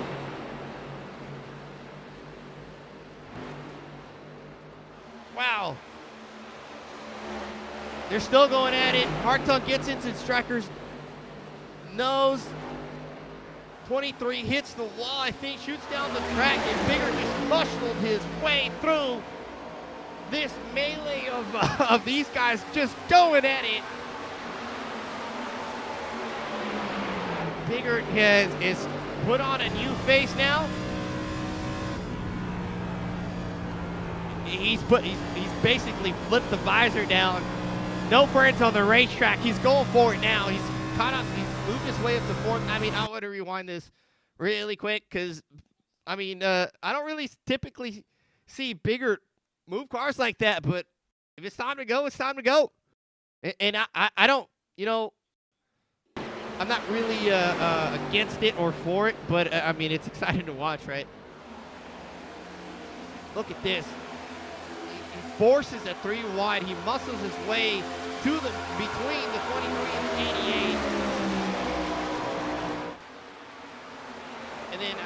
striker broke a little loose there. A little jerking motion there in the braking zone. There goes the 19. It looks like they settled it for now. Hartung gets ahead of the 88.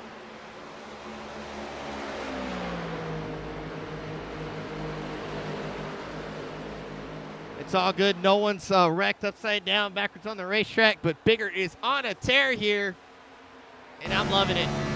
8 laps to go. See if these guys can still make it. These guys are racing like they can make it. They're starting to make a believer out of me as Jerry Culver is locking them up into pit lane. Coming down pit road.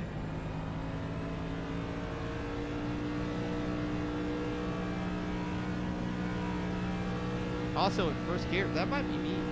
Oh, there it goes. No, it's not. I was like, I haven't seen anybody. I was gonna start to say might be a glitch or something. But that's now the second time I've seen someone enter pit road on first gear. Or stay in first gear, if anything. Jerry's going to take some tires. There goes Mark Liddell coming around. He will lap Jerry. I don't think Mark can make it. Day is falling back.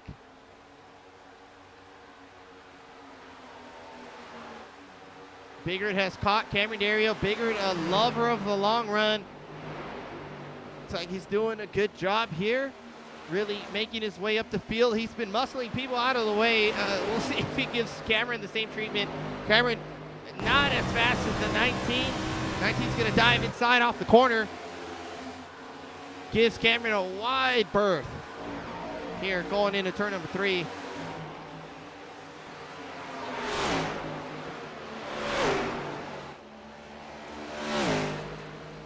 Side by side. Cameron falls victim to the 19. 19 now in third place. Ryan Witt now coming down pit road. I think he had another meatball. He's got a massive steering damage. Burned off his tire, it looks like. Strikers catching Hartung again. We might see round 2 between the 23 and 88. These guys were going at it. He's right up against Hartung's, well, not right up against his car, but he's about a car length up. He's drifting up the track a little bit. There's Church following. These guys were absolutely slugging it out. We're riding for Church here. Caught a little bit of the wall there. Number 5 did.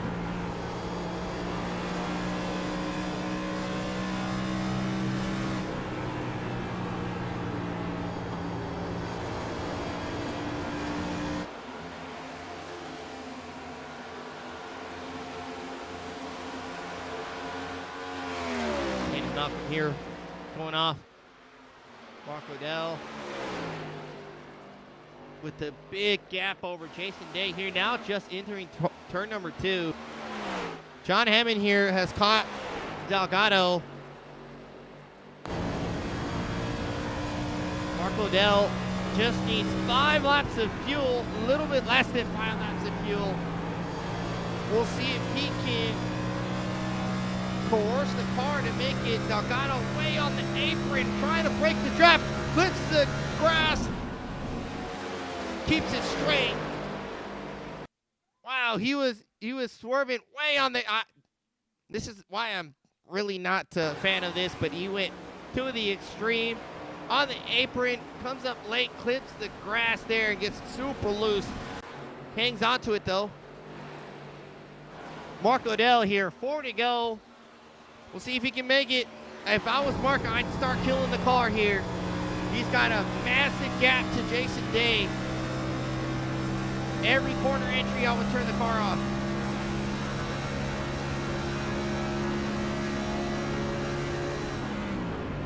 He is.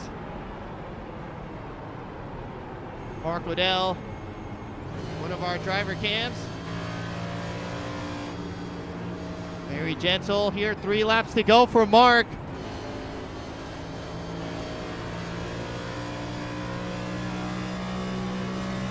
Crossing the line, he just needs 3 more laps. 12 more corners, but these are long laps there. They're not quite Pocono long. I would say no if it was Pocono, but It might be doable for Mark. Striker here still chasing Hartung. He's there. Just not quite enough there. He's just not ready to make the pass.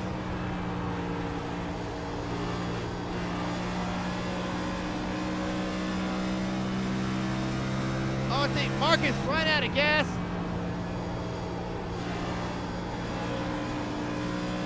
See, no, he's still on it. I can't tell if it's cutting off. Jerry's catching him pretty quick. No, it is sputtering. That's it for Mark Odell. He's coming down pit road. Jason Day will take the lead, and he stays out. Now Day, well, he started saving early. He's got 2 laps to go. Will he be able to hang on? Or it might go to Nathan Bigger, who came in the second time around. Fuel strategy. Oh, there's a caution out with 2 to go. Unbelievable. Kolbenitz through the grass. 1 lap short, 1 lap late for Mark Odell. Sheer heartbreak for the number 81. Now, we'll see who needs to pit. I'd imagine everybody's going to get fuel and tires because it's 3 to go now. Those who are very close, and I picture everybody close, I think the whole field is going to come down pit road. But sheer heartbreak for Mark Odell. So short, so short. That caution should come out a lap earlier, and it would have saved him. But, man, we'll see. We will see who. Actually, I take it back. I'm looking at this backwards. Mark Odell just came off pit road.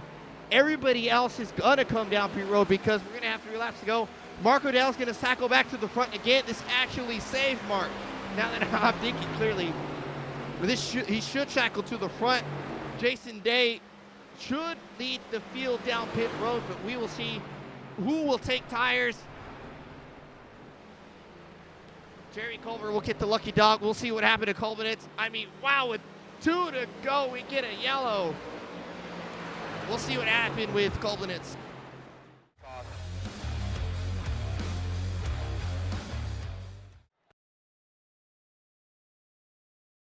There's Kolbenitz. He's already in the grass. We'll back it up. Oh, he got that bump. That's it, just like Roberts. That bump caught him off pit road, and it sent him around. And RAC threw a caution for this one. Unlike, there it is. Unlike Roberts, though, this is interesting.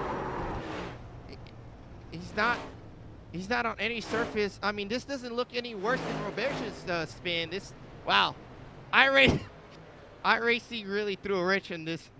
Wow. I think thumbs down, black flag, the steward, the official, whoever threw that flag. Everybody coming down pit road just like we all predicted, except Mark Odell, who's in the catbird seat. Tires. Who will take tires? That might be the factor. Who's going to want to risk it? Mark Odell's on some really old tires. That might be the only game changer. Will anybody take tires? We'll see.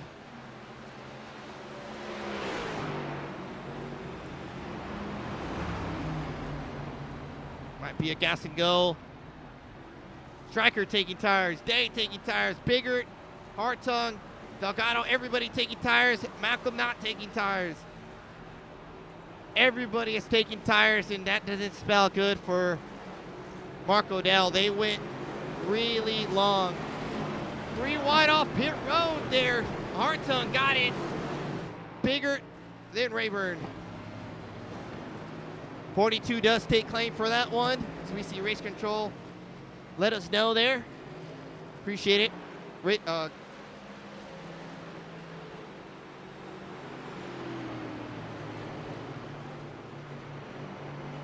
Corey there, our race control, doing a great job. Striker lost a bunch of time here, or spots there. A good lengthy stop there on pit road, falling back in 8th. Might have made a mistake there on pit entry. Mark Odell to the pole with some tires. Let's see if we can have a chat with him.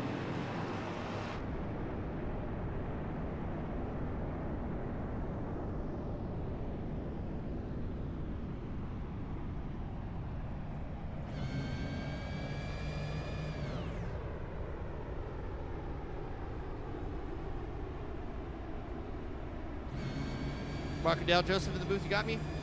What's up, Joe? Mark, it looked like sheer heartbreak turned fortune, but all those guys got some fresh rubber. What are you thinking for this 3-lap shootout? I don't know. We'll see. I ain't got much fuel since I ain't got the right monitor. I can't see any black boxes, so I had no clue how much to save there. So I just went and hoped for the best. Really hoping for a little bit of luck. Hope the pit crew got enough fuel to make it to the end. What are your thoughts on the race so far? It looks like you're really taking to Indianapolis. It's a fun little track. Pretty hard to pass. So I feel like whoever gets out front here, unless you make a mistake out front, you should be able to hold on to it. We'll see what happens here. I just hope I got enough gas. We'll keep us on the edge of our seat. These guys are going to slug it out, but thanks for chatting with us. Yes, sir. Thank you, Joe.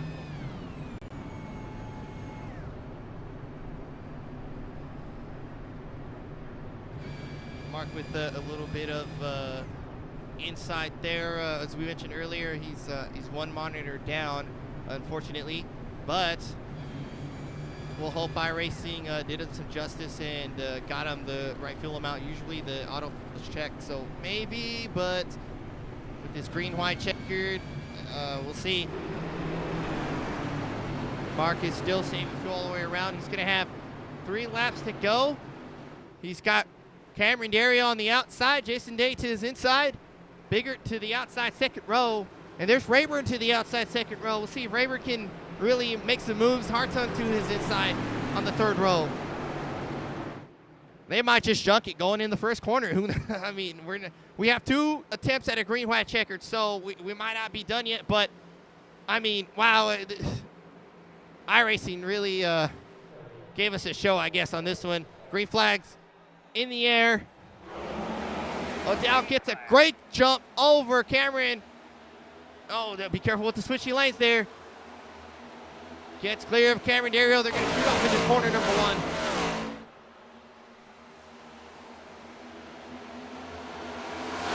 Moving on to Biggert side by side with Day. Cameron chasing down. They're 3 wide back here with Rayburn. Striker on the inside. Delgado blocks John. John gives him a bump. Rayburn gets by Striker. These fresh tires, it's really helpful to fight on the outside, but Cameron, oh, they're wrecking in the back. Delgado sideways bouncing off, hangs onto the car with Striker. Oh, big hit with Hammond and Ross there. And there's another caution. I think Cameron Dario got around Odell.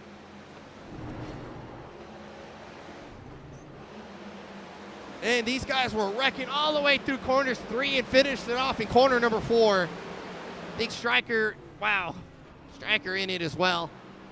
Lots of damage for the 88. You see that car limping. Gonna put it back on the track there. There's John Ross. The melee ensues.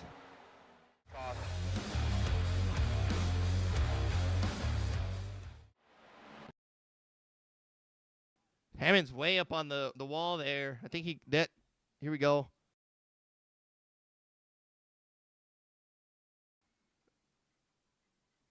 I think Striker's going up a little bit, but it's not. No, no, okay. So they're coming down. I think they just came together. It looks like, I don't know if Delgado came down for the corner or Striker came up here.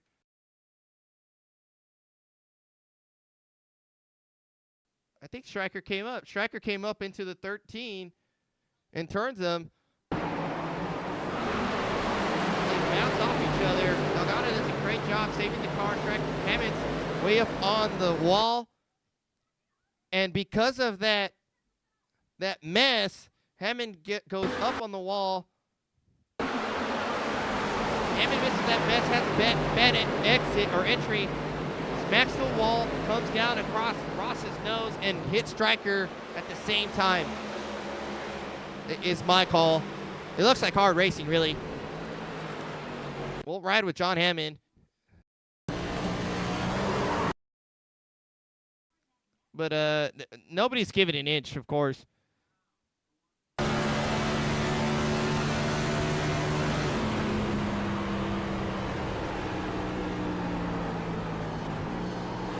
John shifts down, comes down into Ross, and Stryker puts Stryker on the outside. And wow, look at those guys split the spinning cars.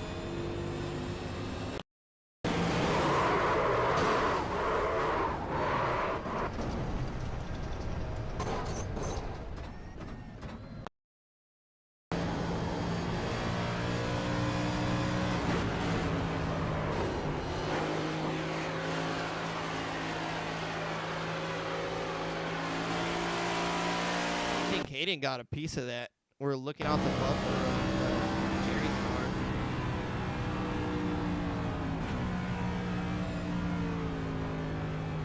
He's trying to go down, Tracker not holding his brakes. You gotta hold your brakes. Just because you're wrecked doesn't mean you need to wreck other people. Hold your brakes. I'll tell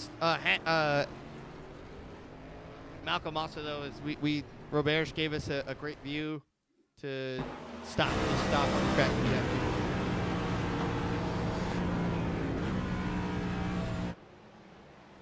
I just realized Roberge is off the racetrack.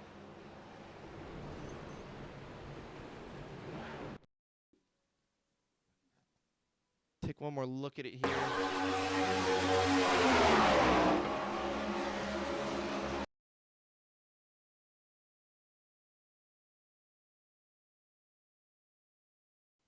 Take an overhead look with the drone cam just to make sure. Got you, Church. I mean, he comes up and hits. I mean, he turns Delgado. Just hard racing there, misjudgment. Hammond goes high. Hammond bounces off the wall into Ross. Ross has a great run, but he comes off across Ross's nose and then clips Stryker.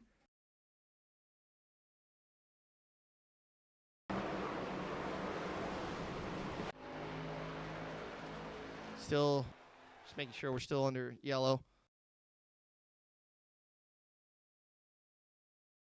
No claim there? Nobody, I wouldn't either, actually. It just looks that hard racing there. Here with Church.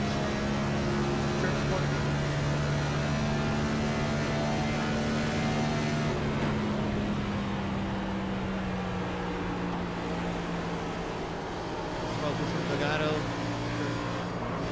Man, just weaving the car through.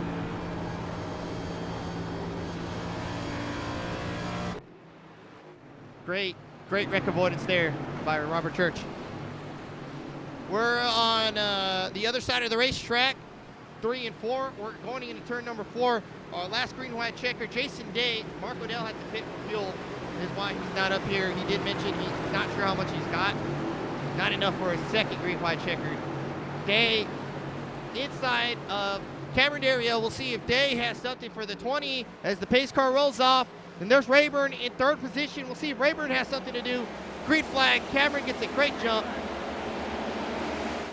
On the outside. Hammond's going to fight hard with Jason Day, though. That might let Cameron go by and pull away.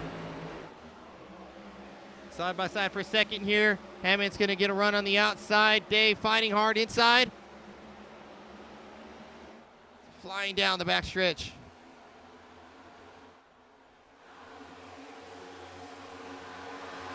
Cameron John gets second over Day. Everybody flying through the back stretch.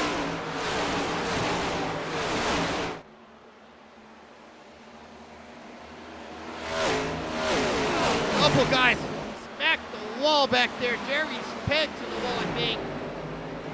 Rayburn and somebody else hit the walls. We're coming to the white flag.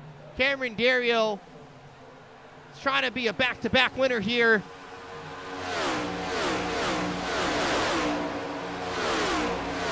White flag's out.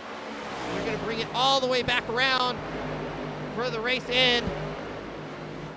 Cameron with a good, healthy lead. This is a big gap here. He would have to make a mistake for Hammond to have a chance.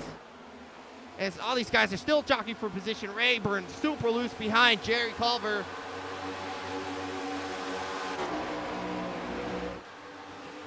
Hammond's closing in on Cameron Dario. Cameron slipping up a little bit in the corner. This is his last chance. Hammond, oh, Cameron catches the wall. They're side by side. Big mistake from the 20. John Hammond takes the lead for Cameron Dario. Cameron's way off the pace. I think he's out of fuel. Big wreck back there. Cameron, the 20, is out of fuel.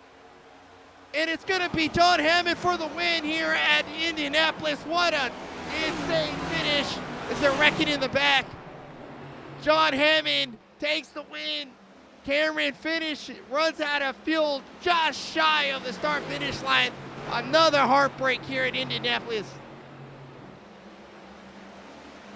Wow, the 8 with no quit there. Gets the pole, wins the race. He's gonna burn it down. Little bump there from Delgado. Congratulatory to the 8.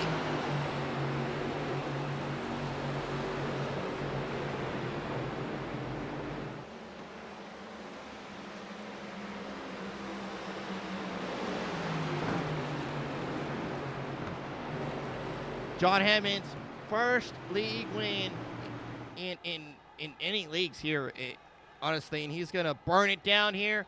He gets to kiss the virtual bricks at this historic racetrack. Race anybody, virtual or otherwise, wants to win, and Hammond, puts the pressure on the 20. Cameron unfortunately runs out of fuel, but Hammond's gonna tear it down here.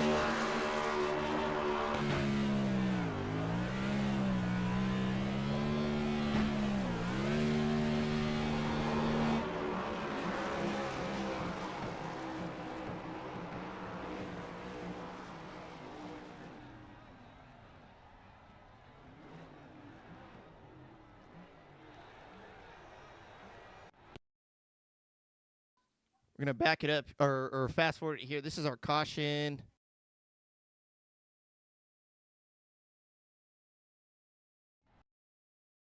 Here we go. Heartbreak, sheer heartbreak for Cameron Dario.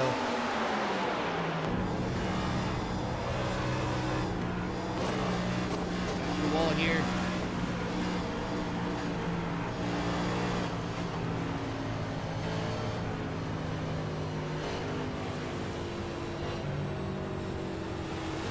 The car just dying. Heartbreak.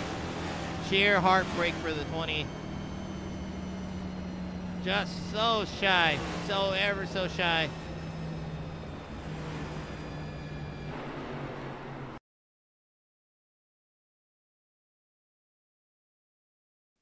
And Stryker here,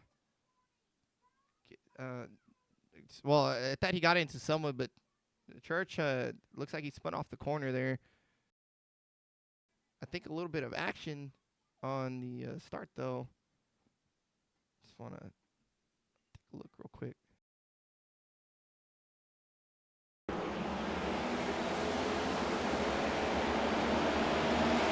Nope. What happened with Church? That's not Church. That's Church.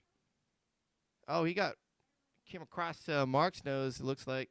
Started the bottom, pushes the track across the Mark. And then the 88 stuck to the wall and just covers the big hit.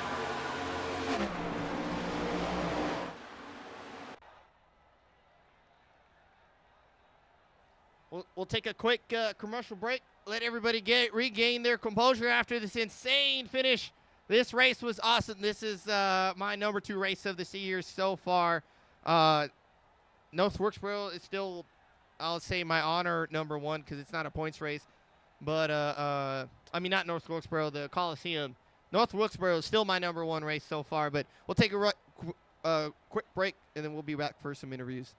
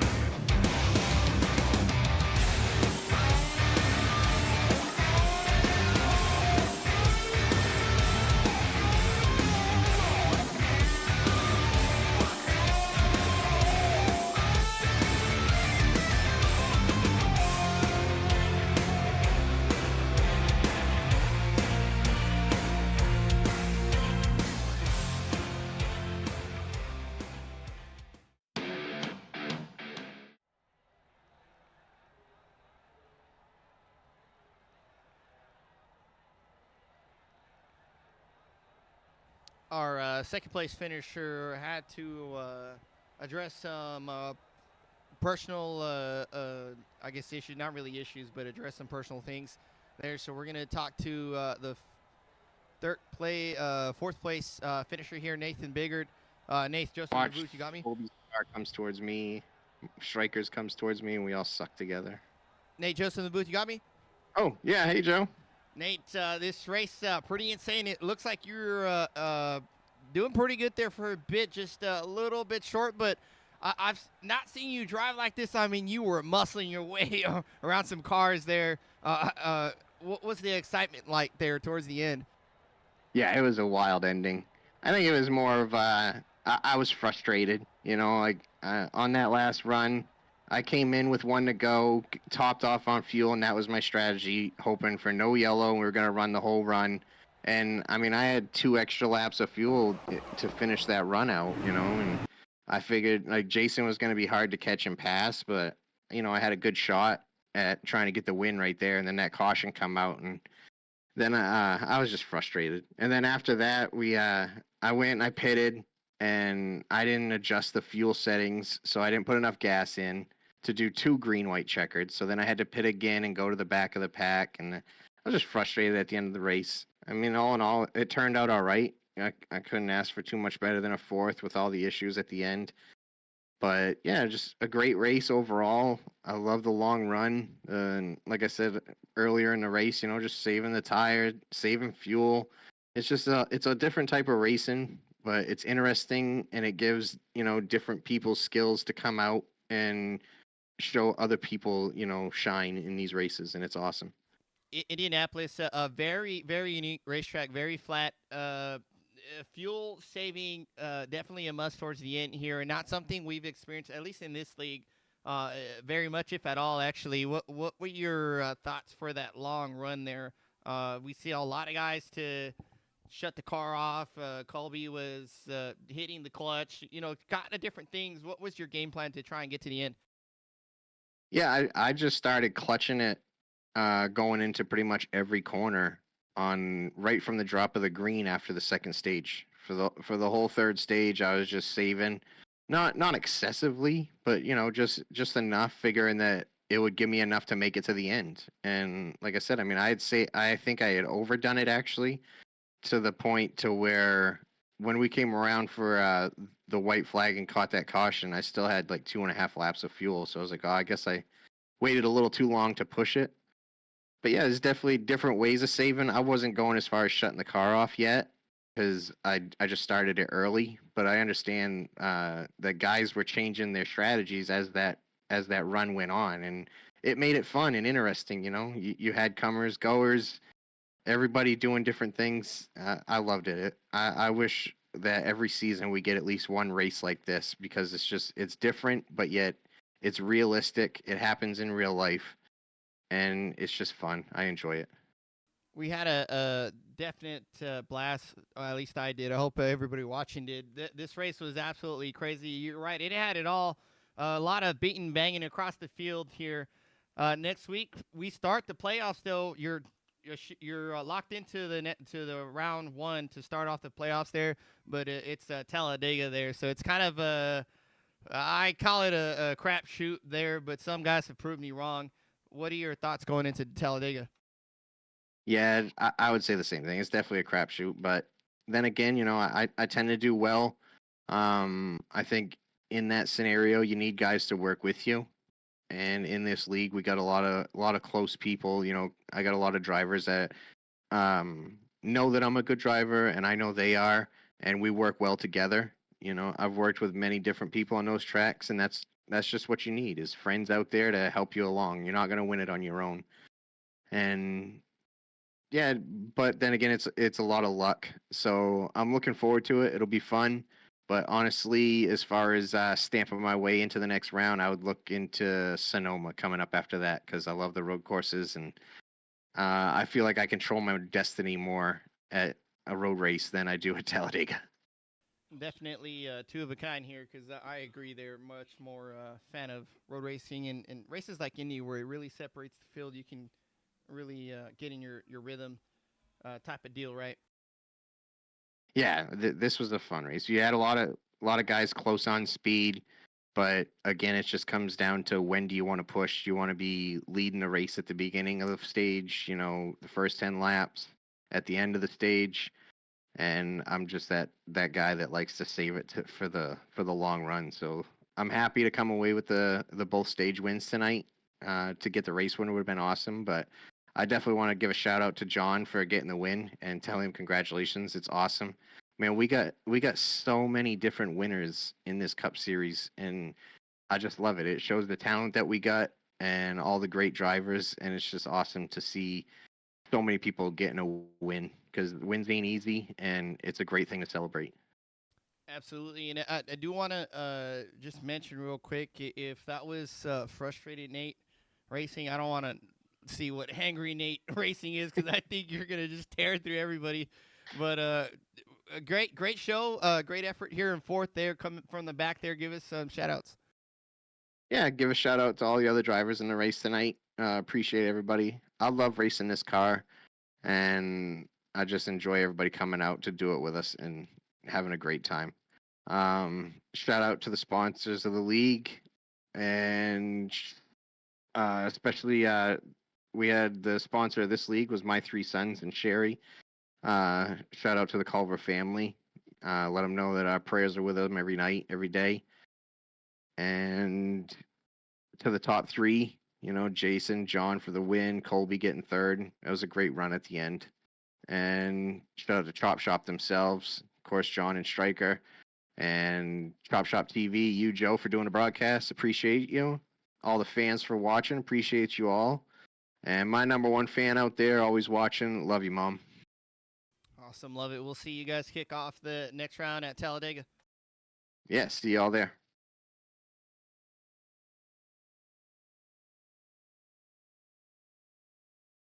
Nathan Biggert here, giving us a little bit of what he's experienced during the race and what's going on in his point of view. They're doing a great job finishing fourth. A lot of adversity there, a little bit frustrating. Frustration, he says, but it's still a great day, great finish for him. As we move on to Colby Hartung, we'll bring Hartung up here in the 23 machine. Colby, you got me? I do. Colby, a great race and effort there so far. Lots of strategy coming into play. The first two stages were pretty much cut and dry, but what were your thoughts? How did you set up for that final run at the end? The clutch pedal. That's how I set up. The clutch pedal did all my work, and that whole third stage.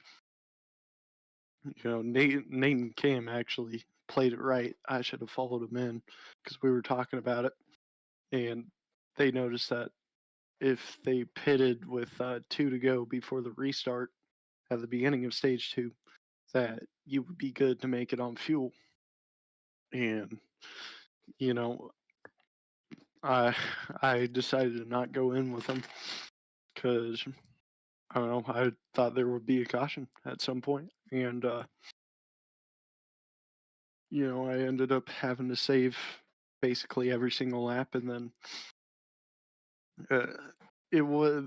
Cam and Nate did get around me, but I don't think it was a speed thing how they got around me. Nate, and Stryker had a little run in. I don't know if you saw it, but we had a little moment there. Definitely caught that. We were following you guys for a good minute there. You guys were, I think, more than leaning on each other. Maybe a little shot back and forth there on the racetrack. Nobody wrecked, so it's all good in my mind on the accident. But a little rubbing never hurts, right? Oh yeah, no, it was good racing. It was good, clean racing. We didn't well, I wouldn't say clean, but we didn't wreck. That's what I'll say.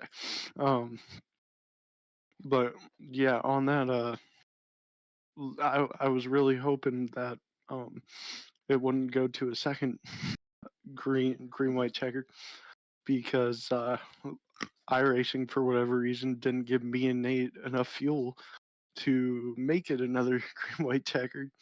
So you saw us both pitting after that second caution came out at the end there. And luckily, we were able to shake and bake a little bit and make it back up to third and fourth after restarting in ninth and 10th. So, I mean, we salvaged what we could. It would have been a lot better, mostly for Nate. He lost a win off of that, but congrats to John on getting his first win.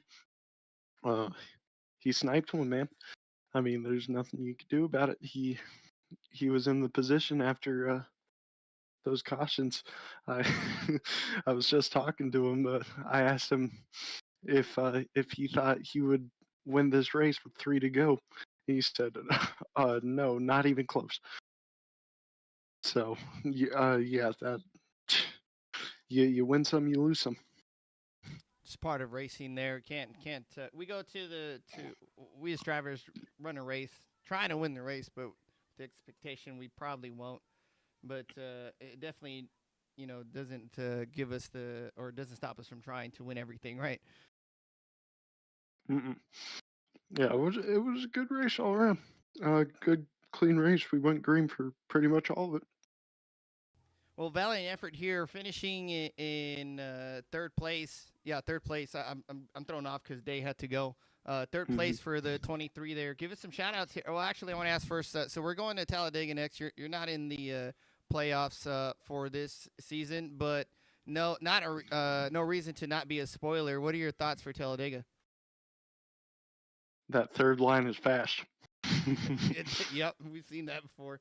That third line is fast, and I'm a good pusher. There you go. Might hook up with the 19 or 20. You guys seem to work pretty well.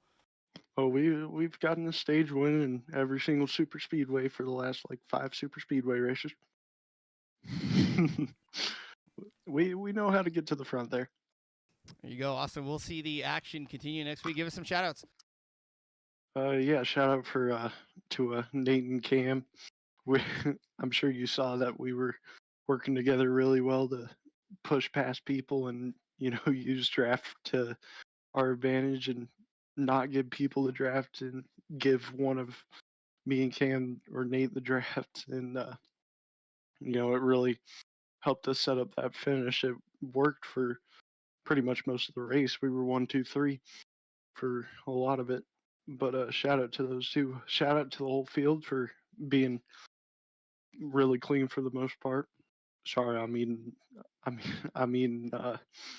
check mix. But yeah, shout out to the whole field for being clean. But yeah, really fun race. Shout out to you two for a great broadcast. I'm sure I'll watch it later, and I'm sure it'll be great. But yeah, that's about all I got. Awesome. Appreciate the kind words here for myself, and I'm sure the admins do as well. We'll catch you next week. Yes, sir. Colby Hartson, third place finisher, and we'll move up to John Hammond in the number 8 City Chevrolet. I'm sure he's going to be completely elated if I can find Discord here. John Hammond, you got me? Yes, I do. John, historic racetrack or track every racer, virtual or otherwise, wants to win at, and your first league win at Indianapolis of all places. How does it feel? Feels great, but I don't know what just happened. It's all blur. It was, it's awesome, dude. I mean, I race with these guys all the time, dude. They are 3 days ahead of me all the time, dude. So I have to get lucky. I have been improving on my driving, but like I said, things have to fall my way. And, take them when you get them, man, because it's hard to win in this league. The I guess strength of feel or the skill level is definitely up there in this league. We've seen some guys dominate like Payne, but this season we have a lot of winners, a lot of different winners here, and you're one of them.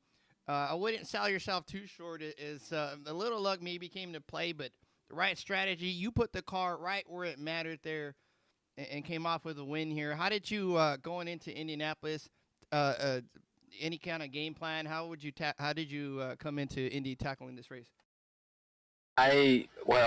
Unfortunately, pretty much everyone knows my work schedule.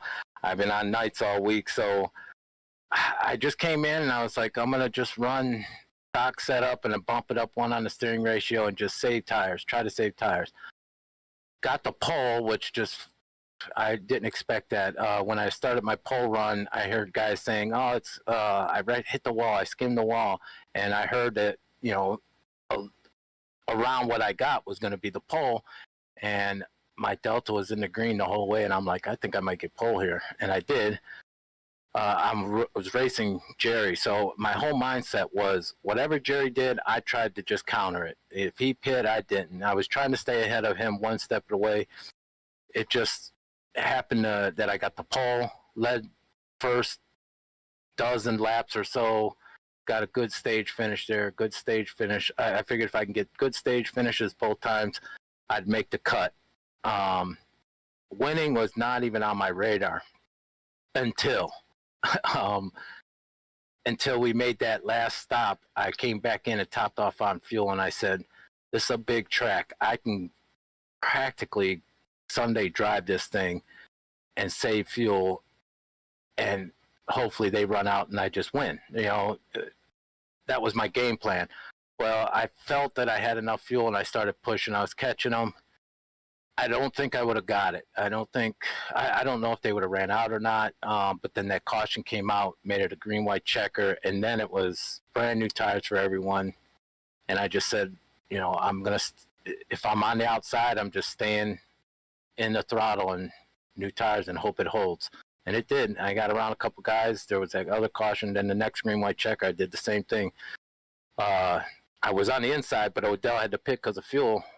And I had no idea Cam was low on fuel, but I was catching him. I just don't think I had enough time. I was definitely, it would have been a drag race, I think, if he had fuel. I don't know if he was lifting, but regardless, I came across the line first.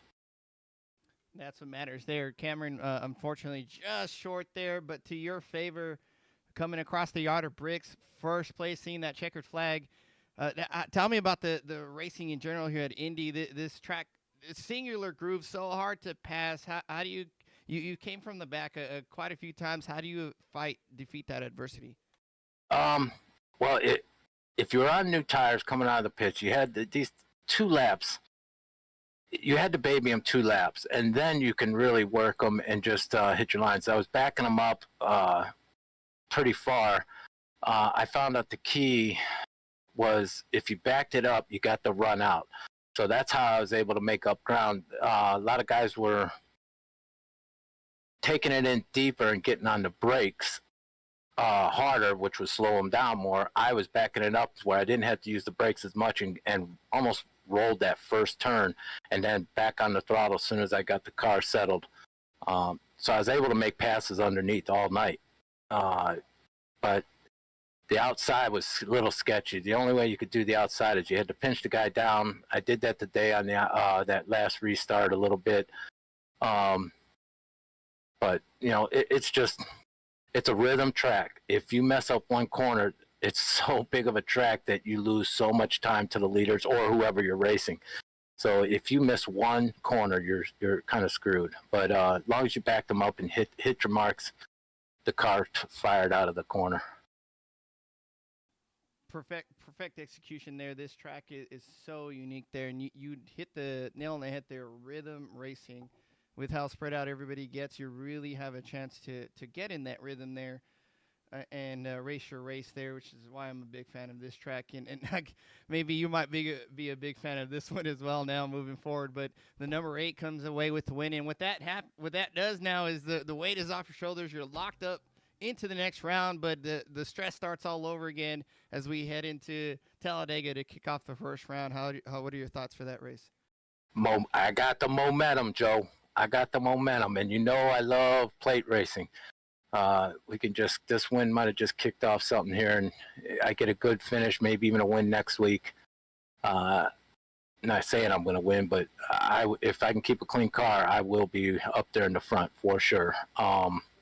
So it could snowball and keep rolling here. It'd be nice, but like I said, these guys, a lot of these guys in here, they race hard, they race good, they know, and I've learned from all of them, and it's showing up now. Absolutely. I've seen firsthand and at plate racing just how fast it suits your style perfectly, your skill set. At a plate track. We're just one of those drivers who just inherently can put their car in the right spot and not get into trouble, unless it's me or Striker, because we tend to wreck you a lot for some reason. It's Right. just it's out to anybody, man. I mean, there was that last green white checker, or just before the, between Striker and the other guy, and me going high, 44 in there. You got to weigh that factor too. It's green white checker. You're going for the win. Everyone's driving extra hard. So you got to put the weight in there, but it does get frustrating. I've been on both ends of the stick, and I've got myself in trouble with my mouth. It's very easy to do. Everyone's human. Absolutely. We can't, it's fault. You own up to it. Move on. It's all good. But the number 8 gets the win. It very might want snowball, as you mentioned. It only takes that one, and then it's all downhill from there. So we'll continue to see the action, see how you do next week. But a long time coming, and I'm happy for you. Elated, I would say I'm elated for you to see the number 8 in victory lane. I think it's been a minute. And it's definitely due. Yeah. So absolutely, congratulations. Give us some shout outs. Yeah, shout outs to just to everybody in the league. Everyone, putting up with the ups and downs of the league, running the league, stuff like that. Striker, all the admins, all the racers. If everybody here that's been in doing this for a while knows the ups and downs of running a league and having fun with it and still trying to maintain order, if you will. So shout out to everyone here. Shout out to you stepping up, doing these awesome broadcasts. Shout out to our other broadcaster out there, Jason. I'm sure he'll hear about this. But everybody here, my family for sure, let me do all this every night, week in and week out. You don't know how much hot water I get in every night. I'm doing the points. Leave me alone. But shout out to them too. Love it. If you don't know, John practically carries the league on his shoulders. So he's a secretary and above all, right? Yeah, but everyone's helping out. The admins are helping out. They're all doing good. We just want to keep putting on good, if you will, atmosphere of racing, competitive racing. There's hundreds of leagues out there. We just want everyone to say, hey, man, ChopShop's where it's at. That's where they got the best drivers. And it showed tonight. There was 90 laps at Indy, single track, single groove racing, maybe 2 cautions, if that. So shout out to all the drivers, too. Great job. Love it. And I appreciate the kind words there. We'll catch the action again this Sunday for the NextGen. I'm not sure where we're at. Do you know where we're at this Sunday? I think Iowa. We just did Charlotte. Yep, Iowa for some short track racing Gen 4s, and then we'll be back next week on Friday to kick off round 1. But John Hammond gets the win. It's phenomenal. We'll catch you this Sunday. Yes, sir. Thank you. Hammond absolutely killing it on the racetrack there. A little bit of luck never hurts, but as I mentioned, he put his car there. He kept it clean all race. He made the right calls, got enough fuel in it. A win's a win, right? It was that easy. Anybody winning, we'd have the field winning. Everybody be on top of it everywhere. The point is, it's not that easy, and I think John's just being humble right now, but he definitely earned this one. It didn't fall in his lap by no means. He placed it. He got around day. He raced his car up there from the back multiple times. So a big congratulations to the number 8. It's definitely been a long time coming. Been close so many times, but takes it at Indy. Gets to kiss the virtual bricks. What a place to win your first league race. They're much more special than official races. League racing is so much harder than official races. It really is. And to get your first league win, it's something you that sticks with you for sure. And to get one at a track that's so historic like Indianapolis. I mean, this track was built with gravel and then paved over or rebuilt with bricks. and now they paved over it. So that yard of bricks there, we cut to it. Oh, I can't because we're at the end of the race. But let me go back. These bricks here. These are the original bricks from when the track was rebuilt with bricks. The whole racetrack was bricks like this. The Indy cars used to race on way back when. They even had the mechanic ride with them. It was like a two-seater. It was kind of fun. It was kind of gnarly. This is something else. You guys can look it up if you want. But the point is, it's just such a special racetrack, historic, to win it, virtual or otherwise. It really means something in my mind. So big thumbs up and congrats to the number 8. So we pull off the race results for the end. Hammond, the number 8, gets the win. Jason Day hangs on to second place. Unfortunately, Day had to go, so we couldn't talk to him. Hartung gets to third place. Biggert moves his way up. A little bit of frustration during the race, but I think it helped him out because he muscled some guys out of the way, did not waste no time. Got to fourth place, got around some guys. Delgado hung on after that big old slide down into turn 3. Kept the car straight. Good job hanging on to the car there for the the number 41. Jerry Culver, good finish for Jerry. Finally doesn't get wrecked. I think these types of tracks are his kind of thing. Here, it is a hard track, man. This just takes something special to run it here. Jerry does a good job here. Rayburn as well, doing a great job here. Top 10 and 7th. John Ross in 8th. Cameron rolls across 9th after running out of fuel. I think going in at 3 or in between 3 and 4 in the short shoot. Devin DeCuna, also one of those. They're in top 10, doing a great job. Indy Striker with the wrecked car there late in the race in 11th. Mark Odell, 12th with his fueling issues, could not see his box. Leroy Coleman at 13th. Malcolm in 14th. Ryan Went 15th. Church 16th. Robert 17th. Mark Richin 18th. After that issue with Church, coming up, pushing up the track there across Church's nose, there's Craig Jr. in 19th, who did not start the race, I believe. Yeah, I don't think he started the race there. It shows 98 because we had those green white checkers plus the pace laps. But that's going to do it for us. Indy, great show. Great race there.